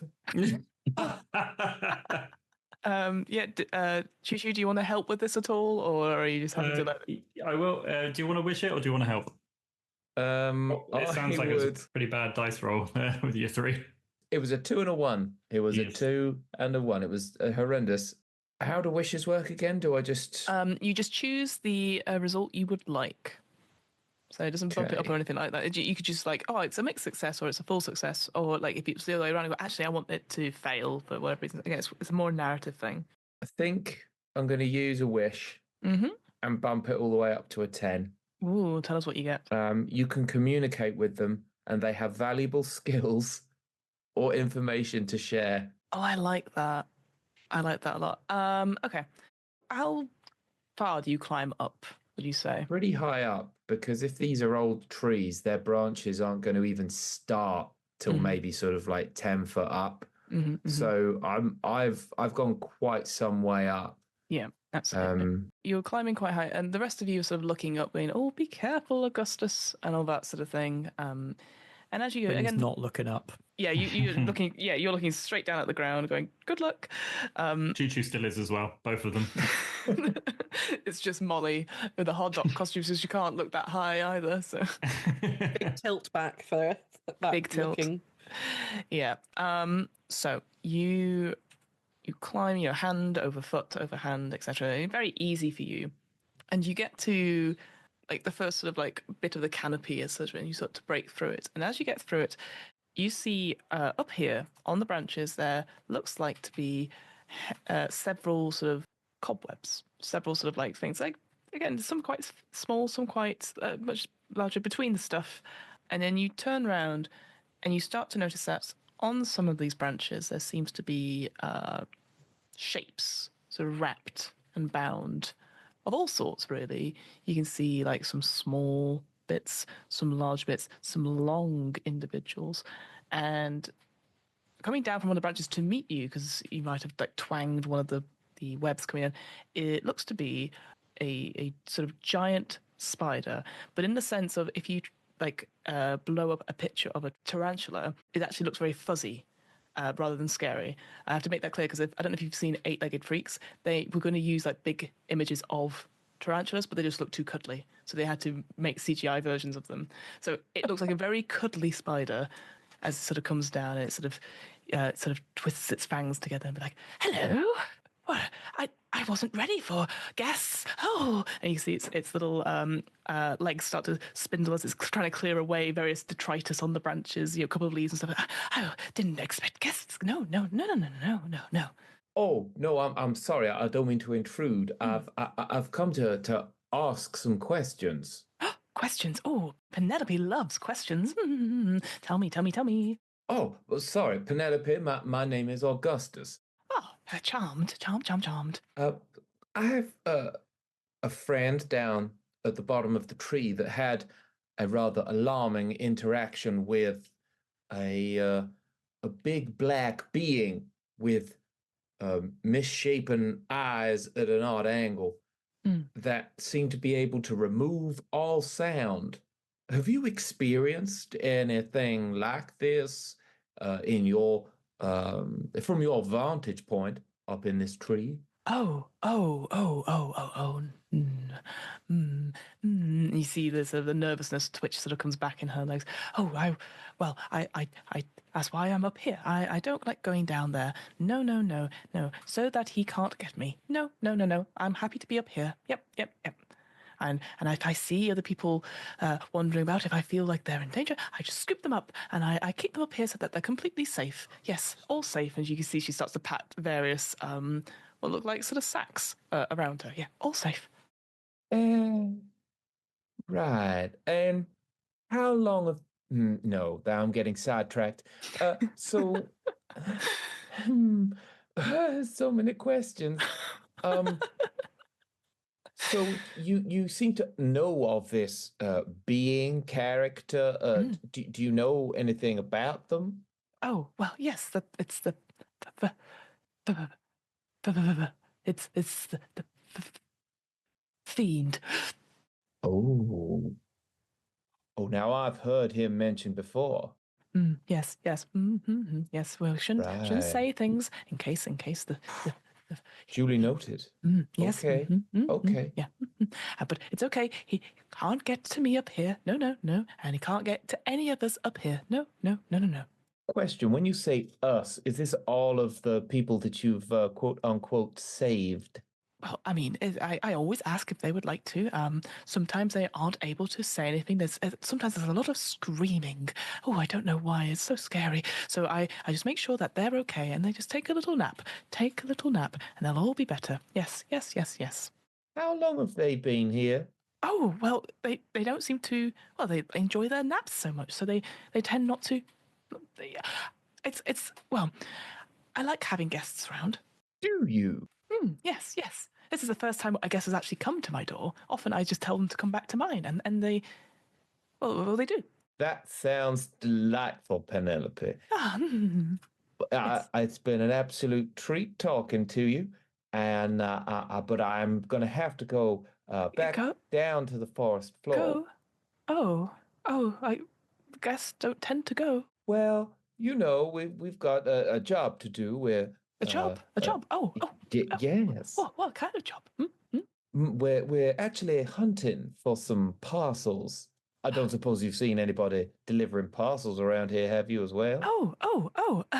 Let me go through my guests, and she will start to like sort of pick apart. Goes, no. Oh dear. And she sort of turns her back to you for sure, as she starts to look through her assortment of what you realise now to be various sort of inhabitants that she's scooped up. Some of them have clearly been there for a much longer time. Some of them seem very recent. I will say, because I know this is a children's fairy tale, no one looks sad or scared or like, get me out of here, that sort of thing. They just look asleep in some sort of thing. And she goes, no, I don't. Oh, and she sort of goes, oh, here. And she sort of picks out like a parcel bag of some sort. She goes, oh, maybe. And she sort of passes over to you. And you can see there's like an assortment of letters, a couple of like smaller things, but it doesn't seem to be any of the parcels that you folks were sort of looking for. Well, I don't feel comfortable going through somebody else's mail. Oh, no, treason, yeah. Yeah. I don't want to be committing treason in a tree. You're so funny. Augustus is terrified. Yeah. For sure. Like, absolutely terrified. But he is going to try and help some of these people who are clearly trapped in a tree and probably shouldn't be here, and sort of say to Penelope, well, I was thinking, now that I've seen all of your guests here, I'm wondering if some of them would like to go home, maybe. Because we've just spoken to the fiend and he seems to have gone away. So maybe they can go about their business and be unimpinged by his appearance. This feels like this is not a talk it out sort of thing, because that's about you. I do think it's still like a make a friend. You're trying to convince them of something. So yeah, roll 2d6 plus mush for me. Can I use my commune with nature move again? Remind me what that does. Sorry, I've lost it. Literally just allows me to communicate with a forest animal, but instead of using mush, I use noodle. Oh yeah, for sure. Yeah. I think you've taken a survey of the situation, going, oh no. So yeah, for sure. Yeah. Okay. That is a 10. Nice. You can communicate with them, and they have valuable skills or information to share. Great, yeah. And so we'll interpret it as you see, she sort of takes a moment, goes, yes, no, home. Yes, people should go home. It's so tiresome being the host all the time. I never know when to stop. Okay. Sure. And she starts to pile up everyone. And band them together. And she goes, tell you what, I can take them down. I will, last thing before I go back up and I tidy and I get ready for the next party. Yes. I will take these folks down. Yes, absolutely. And you can see there's definitely one individual that looks like to be like a toy sort of pogo, no, not a pogo stick, like one of those hobby horses with a head on it, and it sort of goes, thank you, as it tied up. So you convince Penelope to help let go of her sort of worries and fears about trying to be the perfect host by making people stay with her, sort of slowly but surely. Like, Molly, you looking up at this, and the others maybe two eventually sort of look up as well and just see Augustus coming down slowly, followed by a ginormous, like, fluffy spider with a huge bag of like sack on its head, and it sort of comes down, and she goes, oh, I've not been down here for so long, and starts to like open up the sort of sacks, and throughout like the next 20 minutes or so, you each individual person sort of comes out. I think roughly about 5 or 6 individuals, all the various sort of critters, or no kids, but like members of the forest, and they all sort of like, again, they're sort of a bit stunned. It takes them a little while to come round and stuff like that. I will say, there's no one dead or anything like that. There's no skeletons or anything like that. There's just, definitely just like the people that have been taken the last couple of days for sure. And yeah, so they're all sort of down there. What are the rest of you doing? So Molly, Choo Choo, and Pling, what are you thinking as these people are sort of coming to their senses a little bit? And Penelope sort of like starts to crawl slowly back up the tree. As people are coming out of their sacks and cocoons, Pling is being like trying to be comforting, but maybe overdoing it because they're overestimating how scary it must have been not to be wrapped up by a giant spider, but just to be that high up in the tree. Yes, yeah, you're aiming for the wrong thing. You're like, so just like sitting people down and being like, you don't have to look up, you just look at the ground, sit down, get lots of contact with the ground, and you'll feel much better.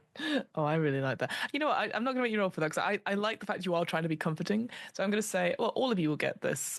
Everyone gets another +1 hope, because you're all sort of helping. Like, you solved something, and I think that again, for Molly as well, just like looking up and just directing people. But I like the idea that Fling's like, just I can't. You know what? I feel that too. I can empathize solely. You've all been very brave. Well, that happened then. They didn't have the parcels we were looking for, but one of them is a post person. Oh, One of them had a sack of parcels. Shall we talk to them? yes. Absolutely. Yes. In amongst all these other sort of critters and toys and maybe woods folk as well, you come across an owl that has like a hat on it that's sort of whoo, whoo, and it's sort of like clearly looking around, and you see like a little pin badge put to their lapel which says Lonebury Postal Service. Hello. Hello. Are you a post owl? Oh, I am. Yes. That's nice. Once upon a time, I thought I might like to be a freight train. Oh. So I yeah, I thought it might be quite a nice thing to deliver things to people. So I can see why you have taken this particular calling. Well, I've not been very good at my job. Hoo-hoo. I've been stuck in a tree for quite a long period of time. Hoo-hoo. That must be very frustrating. Yeah, well, I'm glad my friend over there got you down. Oh yes, very good. We're actually looking for some parcels that have got lost, and I was wondering if your expert knowledge might help us find them. Oh, parcels. Yes, yes. Ooh. And you can see the owl sort of thinking. He goes, "Oh, yes, I had parcels. Yes, I went to Morning Den, then I went to Wildly Den, and then, Bear University. Oh, but I collected them, and then I came along my way, and then, oh yes, that was it. I was waylaid. I got confused and all tucked around, and something chased me, and Oh. I tried to go, and I could hear it crashing through the woods and taking the trees, and oh, it was quite terrible. So I threw some of the parcels behind me in order to stop it coming for me. And then well, I don't remember much. I just got zipped up into the trees, and I had a very long sleep. Yes, that would have been our spider friend. Do you think you could retrace your flaps and help us find where you dropped those parcels? Because they're quite important, and we would really appreciate your help. And I Oh, have yeah. to help the trees there too, the ones that got crashed down. Yes, Oh. that too. Of course, yes. Oh, any person that is a friend of the postal service is a friend of me, and of course, as any good postman, I would like to give help and directions. Hooray! Yes, woohoo! Yeah, sort of like shakes out there, sort of feathers and stuff, and it looks like they're going to go the same direction that Pling had sort of indicated. But it seems like along that sort of direction a little bit. So yeah, shakes out their feathers and is like, "Shall we go?" Woohoo. Yes. Also, have you seen a vegetable demon? What? A vegetable demon? No. Should I have? Ooh. No, you absolutely shouldn't. Oh, okay. It's very scary. Oh, okay. Well, I don't. But I'm trying to be braver, but, you know, just yes. keep an eye out. Sort of like narrows their eyes and say, yes. And the owl starts flapping silent as they go. But they don't like flap off too far. They're sort of ahead of you a little bit as they walk towards the area in the forest where you need to be. Okay, gang, we're back on track. Oh, is that your catchphrase? Ooh, all right, get Back your on track. Yes. get your wish. Terrible. So yeah, so you're following the postal owl through the trees as well, and as it gets, so you again, Pling, you sort of feel it first, and then I think the rest of you also feel it as well. It's a bit more somber in these woods. The color seems to isn't as bright, it doesn't pop as much. And then you start to notice it like a snap of a tree here, like broken branches, bushes that have been sort of torn asunder as if something has come through it at great speed. The postal owl sort of like is like, ooh, it happened round here. Look, and you can see that in the mud and the leaves, there seems to be a whole range of sort of footprints and paw prints and stuff like that, quite big. You would say probably as long as one of I think as not as long as Choo Choo, but definitely Choo Choo and a couple of carriages, quite big, almost like big paw-like things. Ooh. I'd like to take a gander and see if I can work out what this was. Absolutely, go for it. I'm really bad at this, so we might find out what it was through other means. Oh no, I rolled 2 6s. I'm fine. Oh my Ooh. goodness. So that's an amazing. 11. Okay, you choose 2 of the following. So either you Ooh. infer something important about the folks who live in this area. I say what it is. You notice an item that piques your interest. You describe what it is, and the narrator describes it, how it's not quite in reach. You see someone who could help you or that you can help, or you notice something dangerous that would be wise to avoid. So you get to choose 2 of those. I would like to notice an item that piques my interest. Okay. I would also like to notice something dangerous that we better avoid. I'd like a good and a bad. Good and a bad. I like that. So you get to pick what the item is. What is it that you think you see? I think I see some parcels. Amazing. Yes, you can see ahead of you, like almost on like a caught by its ribbon. You can see that there are like the ball parcel, sort of it's on like a low hanging tree, and you can see further along. You can see that there's the tube parcel as well. That's sort of done up in various looks like beautiful wrapping, beautiful sort of like golden and red wrapping, and then there's a you see further than that, you see like the 3 boxes, the sort of smaller rectangle boxes going up one on top of the other. The reason they are out of reach is that sitting in the clearing that's clearly snuffling and going through them all looks to be like a large. It's going to be, isn't it? It's a bear-like creature. But it's much more than that. You can see like on where one head should be, you can see 2 appear. You can see like the eyes themselves, each bear head has 3, sort of 2 normal and then 1 sort of like poking up sort of wildly as and it's sort of snuffling its way through. But weirdly, the bear is also wearing like what looks to be like a I call it like a little Fauntleroy suit, like a like sort of like stripy, sort of like no, not stripy, sort of like a little cravat and a suit sort of thing, and it's like snuffling its way through, like, and one head is like, no, no, no, it can't be this one. Don't tell me what to do. And they start to bicker between themselves as they go and open yet another parcel. It's sort of sat on its sort of hind legs as it's sort of going through. I love this. I was sure you were going to say varsity jacket, but I'm so glad that we've gone Oxbridge instead for Bear U. Yeah. It's prestigious. Yeah, exactly. They're not jocks. No, No. definitely more rah-rah, yeah. Hey.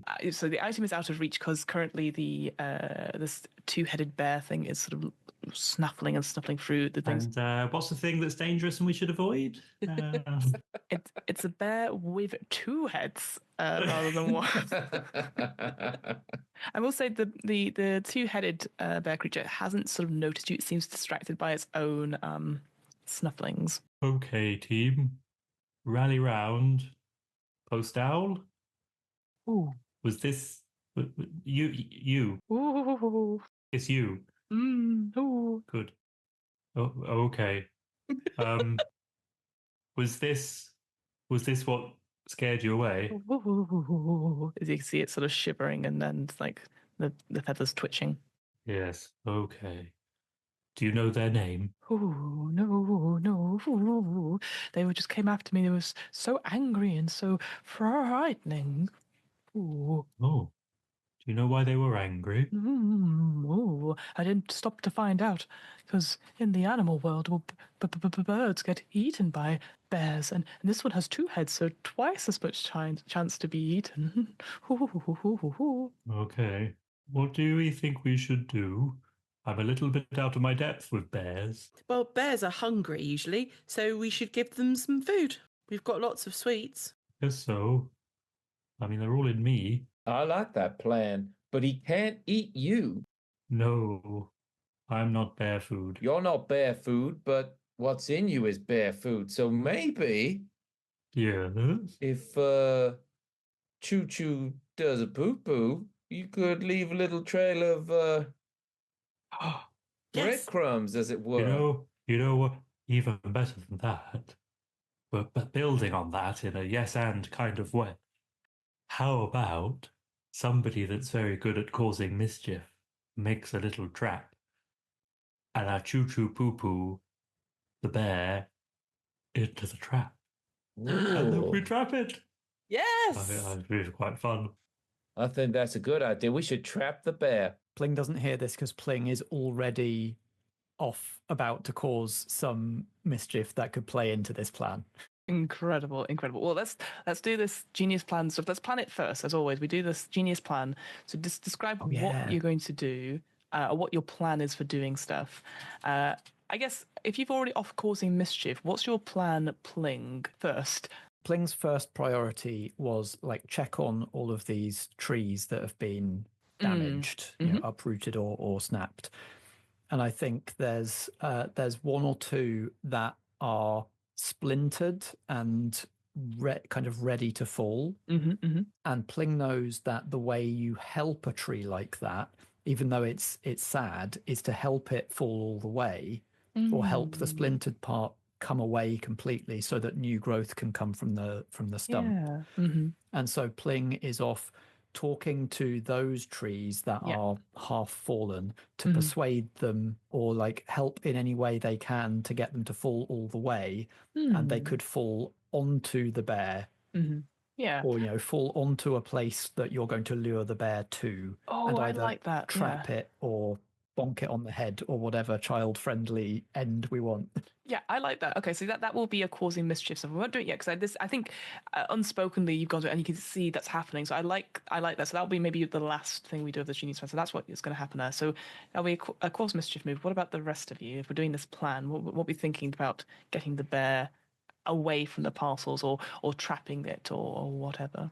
Well, I think my part of the plan is pretty well established. I need to get their attention, start pooping, and scoot away.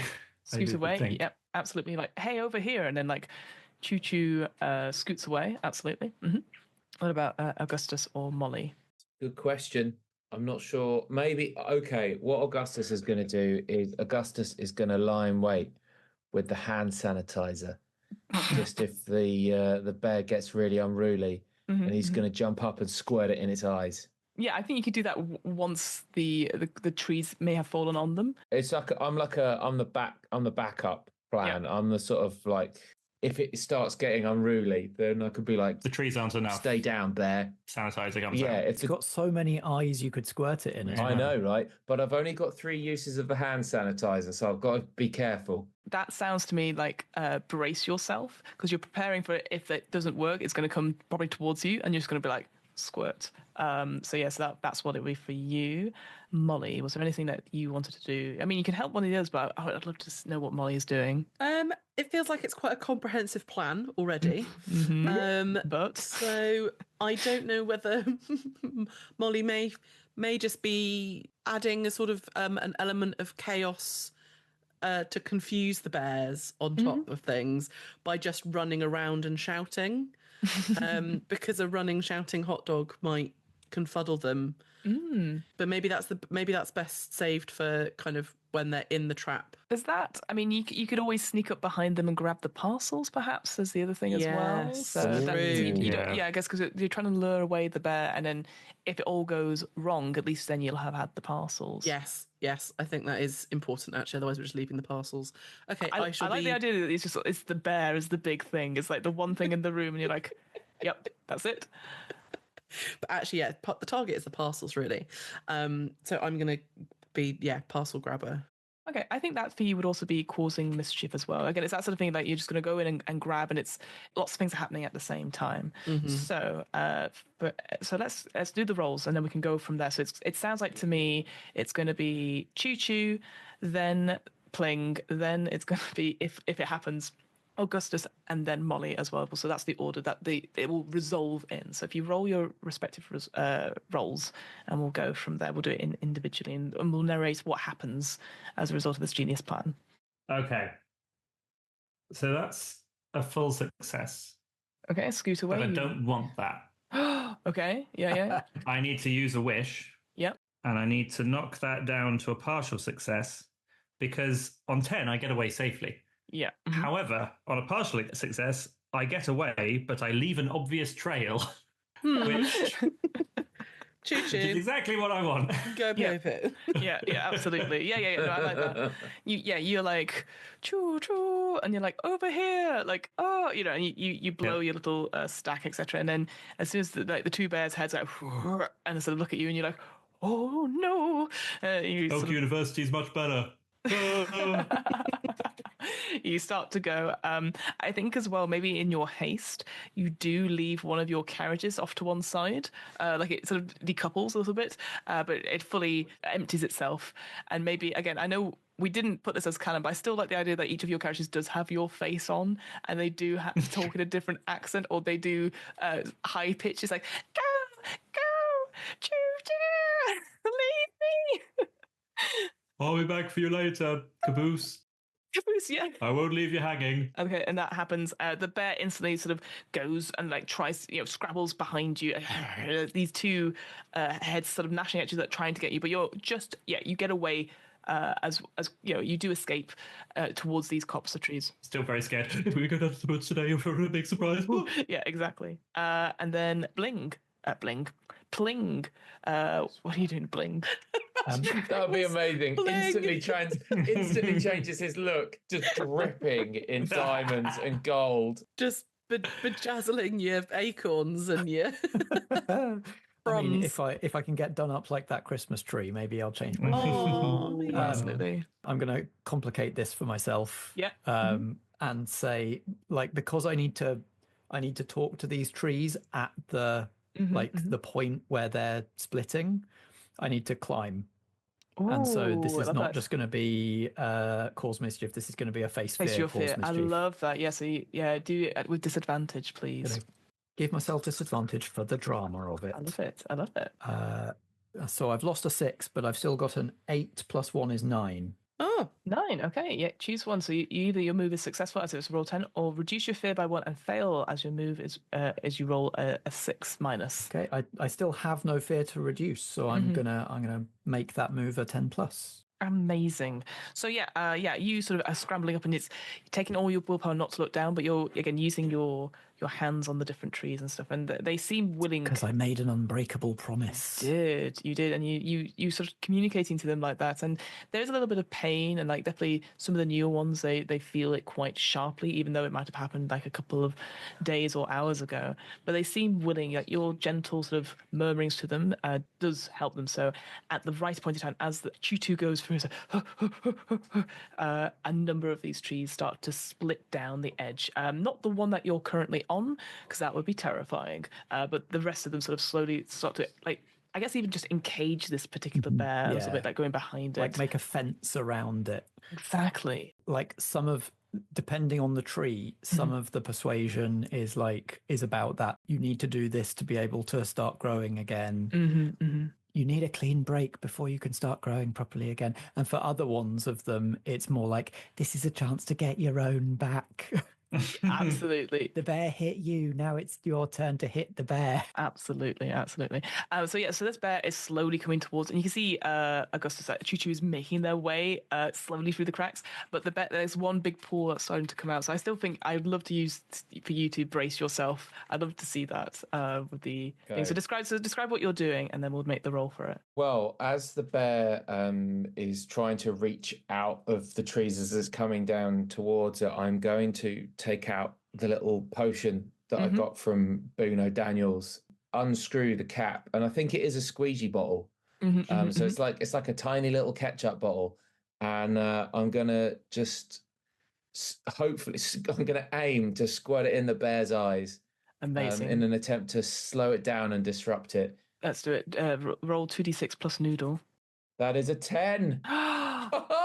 Amazing. You avoid the harm and have an opportunity to react before any more comes your way. So so this bear comes out. So you sort of, I guess you squeeze it. Yeah. What? I guess it manages to cage the bear in. But what other opportunity do you think happens that you can react to? Yeah. I get to use my catchphrase, which was as the bear reaches forward with its one paw, I sort of duck underneath it, sort of pop up and go, Take that, bear! And squirt alcohol gel in its eyes. Incredible. On one of the heads, but I also managed to get the other one as well. So it's both eyes, at which point the paws clamp over its eyes in pain and agony. I love it. Yeah, you get like each of the individual sort of like third eye thing they have. Again, it goes bright red because of its swelling, and yeah, there's that horrible snarling as they both of them like hold their heads as if they've got a headache, but obviously it's still the same bear. That splitting motion as well. There's like the two of them. They're like the bear is fully sort of contained elsewhere, so it's going to take it will take a while for it to break out of this sort of makeshift trap, which leaves Molly. You can see where a tree has held on to this like these parcels and stuff. It's almost like its own little decoration. How are you going to try and grab it and take it down? I'm going to use my barbecue tongs to extend my reach and grabby. I love that. Unfortunately, this does require me to roll Steam. Steam. And as a 5-year-old, I have -1. Okay, but you're using your item, so you get a +1 to the roll. Ooh, so it's going to be a neutral flat roll. 2d6. Okay. Oh, it's a mighty 5. Ooh, Feel like I might be using a wish. sounds good. I would use that wish, yeah. Otherwise, you fail and you earn the ire of your target. Yeah, I don't want to fight a bear today. Or a parcel? I don't know. Don't know what's in them. More bears! Who's couriering bears? An owl, Bears, clearly. probably. Yeah. Oh no, well, yeah. They are coming from Bear University. At It's least one true. Yeah. Yes. Oh man. Forceful force. No, couldn't make it work. No. That's right. Rural mail. Yeah. Very good. Nice. Very good. Very good. Yeah, Very good. I like that. Okay.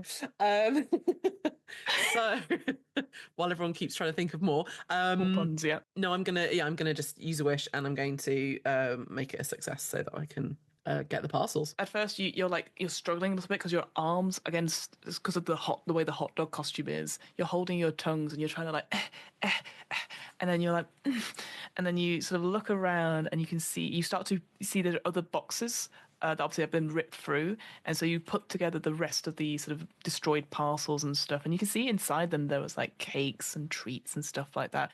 A couple of them were like really beautiful painted stones, and maybe some artwork, etc. And you manage to pull them all up to create like a little step for yourself. Like it's all very squished down, and you sort of jump up and you go, ugh, reaching out with the tongues, and you manage to pull the bottom one up. That you grab the ribbons with your tongues and you pull it down, and it's like as they all start to fall down, all hitting each other. And because you were doing it sort of almost gently, and they were quite low to the ground as well, they don't break or smash or anything like that. But you have the 3 parcels, and so you quickly gather them up as much as you can do with your little hot dog costume, and you rush back to your friends. Success.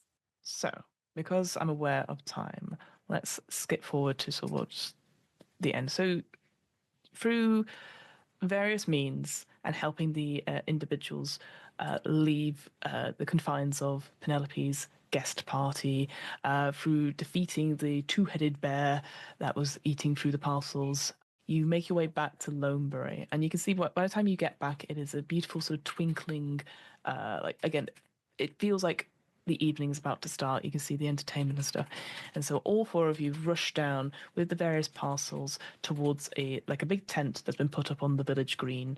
Behind it, you see the Christmas tree is all done up and stuff, and Plyn, you see it now. It's any branches or anything that have been sort of taken off or bandaged or sort of fixed in such a way so that they will grow again, and it looks pretty spectacular, very bling, so to speak.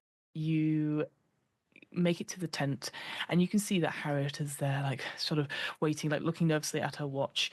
You see Bruno Daniels is also sort of sat by on a slightly higher sort of pedestal, so he can see what's going on in the tent itself. So this tent, I think I said, was that they're doing like a gingerbread man competition or gingerbread house competition, and so each table is filled with like different varieties of gingerbread to various degrees of success. You see, like, the very much incredibly burnt on. It comes with the pan. Some of the others have been. It comes with the pan. It's just one big circle burnt on. You see, there are like different like gingerbread individuals that have been like sloppily. She says, done like as the kids have done them. There's some beautiful houses and stuff, and it's like a judging competition. And you make your way to the front, and you can see. So as I said, you've got Bruno Daniels is there, so like looks up. Oh, amazing! You folks are here. And Harriet is there, and then off to the side looks to be like what I would call a promising young man with sort of foppish hair, looking very stick thin, with his arms crossed, looking quite annoyed at your appearance with the parcels. I'm gonna wave at Wesley, who I assume is Wesley, and just say, "Oh, Mr. Higgins, a delight to see you finally. We've heard so much about you. Where would you like these parcels?" Well, I would like them on the centre table. Thank you, random small child. Yes, please put them and unpack them, please. I guess if you've been so helpful, maybe you can help us out with the judging of the competition. Oh, certainly. Everybody, you happy to help judge the competition? Do we get to eat it? You can certainly try. Then yes. I think that's a yes. Yes. Pling goes up to Molly and says, he's saying nice things, but he's saying them in a not very nice voice. What's going on? I think he is a mean grown-up. Sometimes there are mean ones, like Mrs. Hubbard at school. She's very mean. Oh, well, I suppose we just pay attention to the words. Yes, we get to eat gingerbread now. That's the main thing. What I will say is that you get to judge the gingerbread competition, and there are 3 prizes because there's first, second, and third places. What I would love is that, and I appreciate there was 4 of you, but I would love each of you to describe the first place will get the 3 individual like stacked boxes. Second place will get the round object, and the third place will get the sort of narrow tube. And I would love it you would have judged which one comes first, second, and third. What the winner is, like what kind of gingerbread it is, and what actually is the prize they get as a result of it. So I'll hand it over to you. So third place gets the round tube. What is the tube? What's inside the parcel? And what won third place? I've got a gingerbread, so I'll... and this is... I'm drawing on real Boothman home baking here.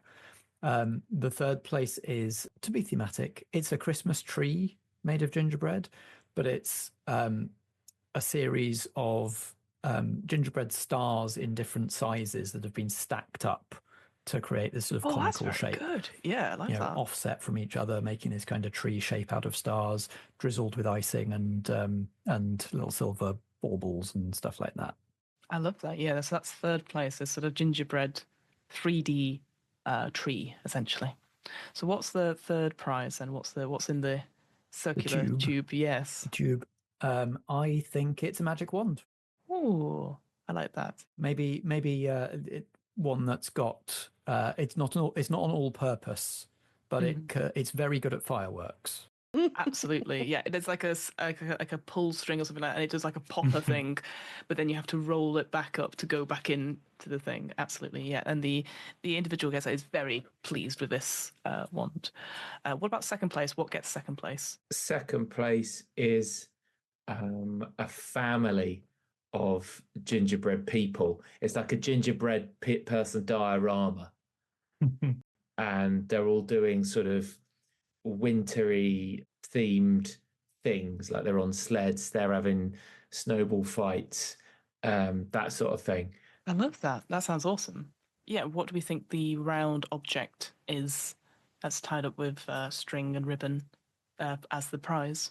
I think it is a dragon puppet that has been coiled up on itself into a ball so that it uncoils, and it's got 2 sticks on either end, and it's this beautifully ornate wooden puppet that you can control, and you can coil it all back up again and uncoil it. Oh, I love that. Yeah, lots of like reds and maybe some greens and oranges and stuff as it sort of shimmery scales. That's really cool. All right. And now no pressure because those were very good entries to the gingerbread competition. What came first, do we think?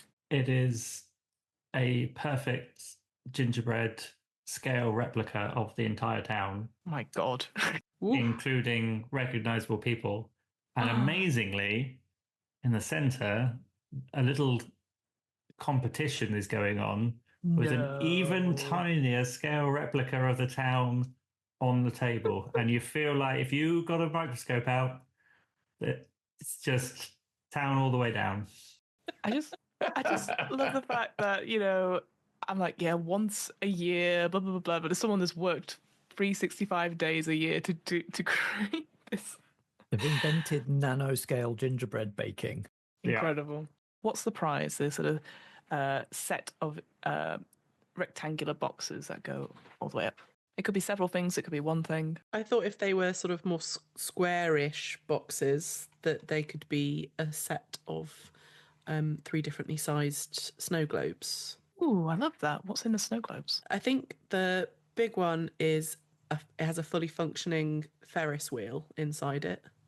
The middle one, I think it has a lit candle somehow with a real flame. Oh, heck. Amazing. And the smallest one looks like it has nothing in it, but when you turn it upside down, it sings a song. Beautiful. I really like that. And yeah, each individual who comes and gets it is delighted with these prizes, these special objects from the different places. I'll let you work out which one came from Bear University. Who knows? But all 4 of you, as you sort of take part in it, you can see that Harriet looks much more relaxed. Wesley sort of storms out after a little bit, or goes out in a huff, doesn't storm out, sorry. And Boone Daniels, again, is like panting a little bit, but clearly quite happy and wagging his tail. And all the residents of Lonebury sort of come and are very delighted that these wonderful children have come and saved them and given them the gingerbread competition could go ahead. Is there anything you folks want to do before we sort of end our tale for today? I think we just need to let maybe Bruno and Harriet know that the thing that is maybe eating all the people off of the pavements is a big squiggly wonky-eyed thing in the woods, and they need to go and have a chat with it. It seems like a bit of an infrastructure systemic issue that the town needs to address, and that maybe they should also have some more people on the town council, because having 3 people that can't agree on anything and one of them's a bit of a bumhead, excuse my language, seems foolish, and maybe some kind of vote could occur. Ellie, could we get a Molly role-playing that now, please? That would be lovely. But Ellie likes admin so much more than Molly does. The other part of it is to ask Harriet, now that hopefully, she said that she'd be more open with us at the shop if we got the parcels back. Maybe they already knew what it was that was taking people, but clearly this hollow has found a way of warding against it and keeping yourself safe.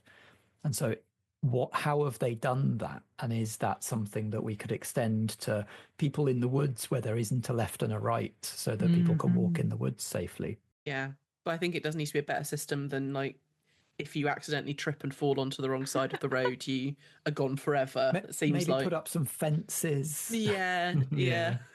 Guardrails. Bisect every single pavement as a cue to get into places. The thing is that I do like the idea that Molly has said all these stuff, but we just cut to go, gosh, so articulate for a 5-year-old.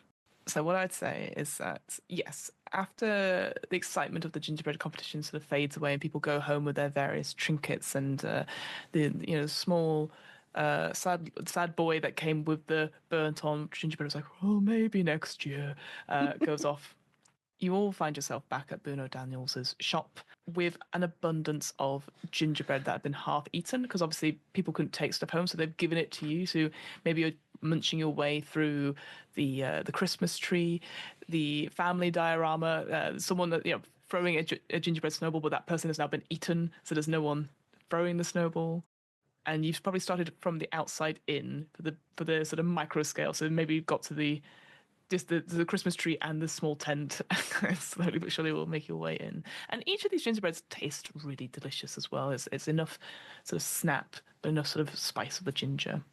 As you sort of quieten down, and all of you sort of sit around, and sort of Harriet sort of says, "Yes, I thank you, children. You have very much saved the day, which I know seems silly in the grand scheme of things, the gingerbread competition and all that, but it's hard to explain. But your friend is right," and sort of points to Pling. This idea of we found a way to make sure that the sadness and the quietness doesn't come in. There is something in the woods which you may know of. They prey on vulnerabilities and loneliness. Any dark, sad thought or anything like that. We were quite wary of otherworldly Thunston, for example. Anyone from outside that brings in something new, which could be seen as, well, not good or not fun. That's what we pride ourselves. We pride ourselves on that wonderful nostalgic feeling of winter and cozy and stuff. And once you don't have that, what you have left is sadness, and that's what it preys upon. Any moment where you feel that you are not part of family or a group or things, and you realize that you're on your own, that's when it takes you. The reason we put people onto the left side is, it seems silly, but if everyone thinks the same and everyone does the same thing, then you're not separate, you're not different. And that's, again, keeping that feelings to your side, and everything's happy and everything's fine. Of course, problems will happen. But as soon as you realize that you are on your own and you're not a part of things, that's when it can take you and separate you.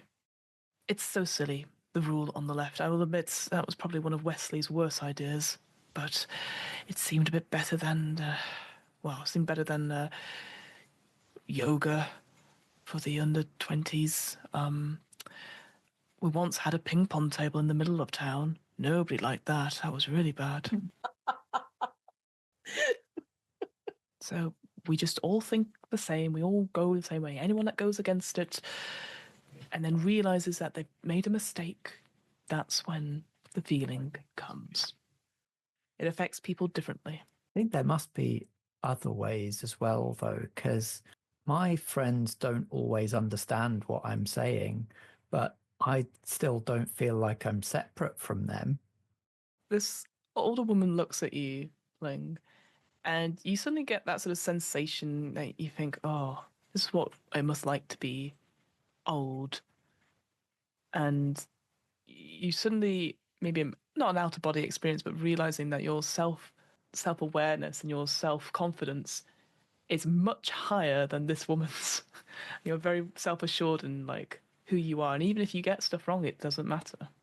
She thanks you, all four of you, for the help with the competition once again, and she emphasized how brave all four of you must have been to help with the two-headed bear, the rescuing the individuals from Penelope the spider, finding the parcels, and even to you, Choo Choo, sort of empathizes a little bit about seeing your fear in possibly the worst kind of form of it being man-shaped in the distance. And as we sort of slowly pull back on the scene and we go out through the sort of the snow starting to fall, as you're given a place to stay at Boone O'Daniel's before maybe you return back to the woods for your next adventure. But as we go back to the woods, we go through another portal, and just as we go through branch and under bush and over the top, the void that we see, sort of the tousled textured hair thing with the eyes ever so slightly not in the same place, stands there watching guard. The moment passes and it has disappeared. It's almost as if we blinked. But left where it was is a sled. The sled, though, has been changed. since Molly sacrificed it in order to get back to her friends. The sled itself looks a lot darker, a lot more decrepit, as if the very essence, the life of nostalgia, of that fun, the concept of fun has been drained out of it to the point where it is almost like a grayscale of itself, a sort of black thing, a sort of black and white object. And as the wind brushes through the leaves against, just pulling up, it sort of disintegrates into a pile of wood ash and rust, as if the very concept of fun and life was holding it together this whole time. It's a bit of a bum note to end on, I appreciate, but you did succeed. Bittersweet. Yes. Thank you so Ellie much, guys. can yell choo choo poo poo if you want. Choo choo poo poo. What you gonna do? Poo poo. Thank you so much for playing, guys. Thank you so much. What we'll do, because I appreciate I didn't do this last session, I'd love for us to go round and just introduce the cast, where we can find you guys and anything you'd like to plug, etc. We'll go around with the order I have on my screen. So we've got Ellie, Alex, Strat and Matt, if that's okay. So just say, who are you? If you're on socials, if you'd like to share that, please say so, and what you'd like to plug. So I'll start with Ellie. Where can we find you, my friend? I'm not really publicly available anywhere. Classic.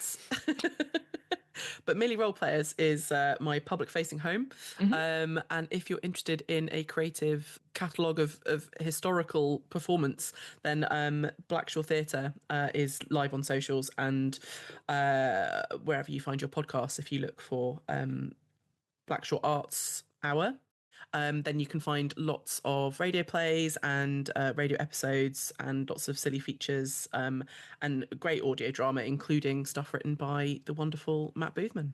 Oh, fantastic. Alex, please. I am on Instagram as apankhurst87, but I don't post much. My main avenue is at Top and Bottom Comedy. That is the comedy night that I run. It's been running for 2.5 years now. Come and find us. Strat, please. Like Ellie, I'm not really publicly available. So I will also point at Merely Roleplayers, where you'll hear my voice doing other silly voices regularly. There we go. I don't have much to plug. You know what? I'm not a plugger. You're not a plugger. It's fine. You're a pooper. That's what we discovered. I'm a pooper. Oh, I'm a pooper. Oh boy. Don't plug that poop. And Matt, please. Hello, I'm Matt, and I make up for all of these three by being extremely online.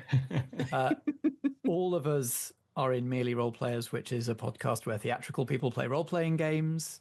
We're at merelyroleplayers.com. And just search wherever you're listening to this right now. Search in the search bar for Merely Roleplayers and you'll find us.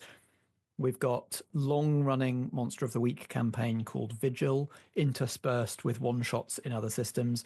And if you want to hear more Fiona, look up The First Nova and The Queen's Dead. She's a guest in both of those. Wonderful. I've also got a new scripted podcast out called I Need a Miracle. Yes. Which is a show where every episode is a prayer. Some prayers are granted, and a prayer granted can upend the whole world. So it's a 12-episode series. They're all quite short monologues, different actor every time, different complete story every time, but they all kind of bind together. And you can find that at foggyoutline.com or search, again, wherever you're listening to this, search for I Need a Miracle.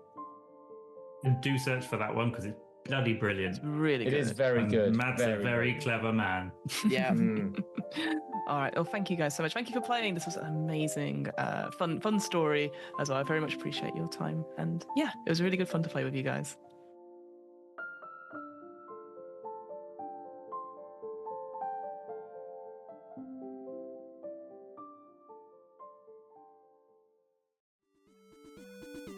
The What Am I Rolling podcast was created, recorded, and edited by me, Fiona Howard.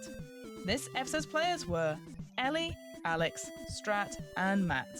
This episode's RPG was Babes in the Wood 2nd Edition, a tabletop role-playing game by Adam Vass of kids and critters lost in an endless wood on Halloween night.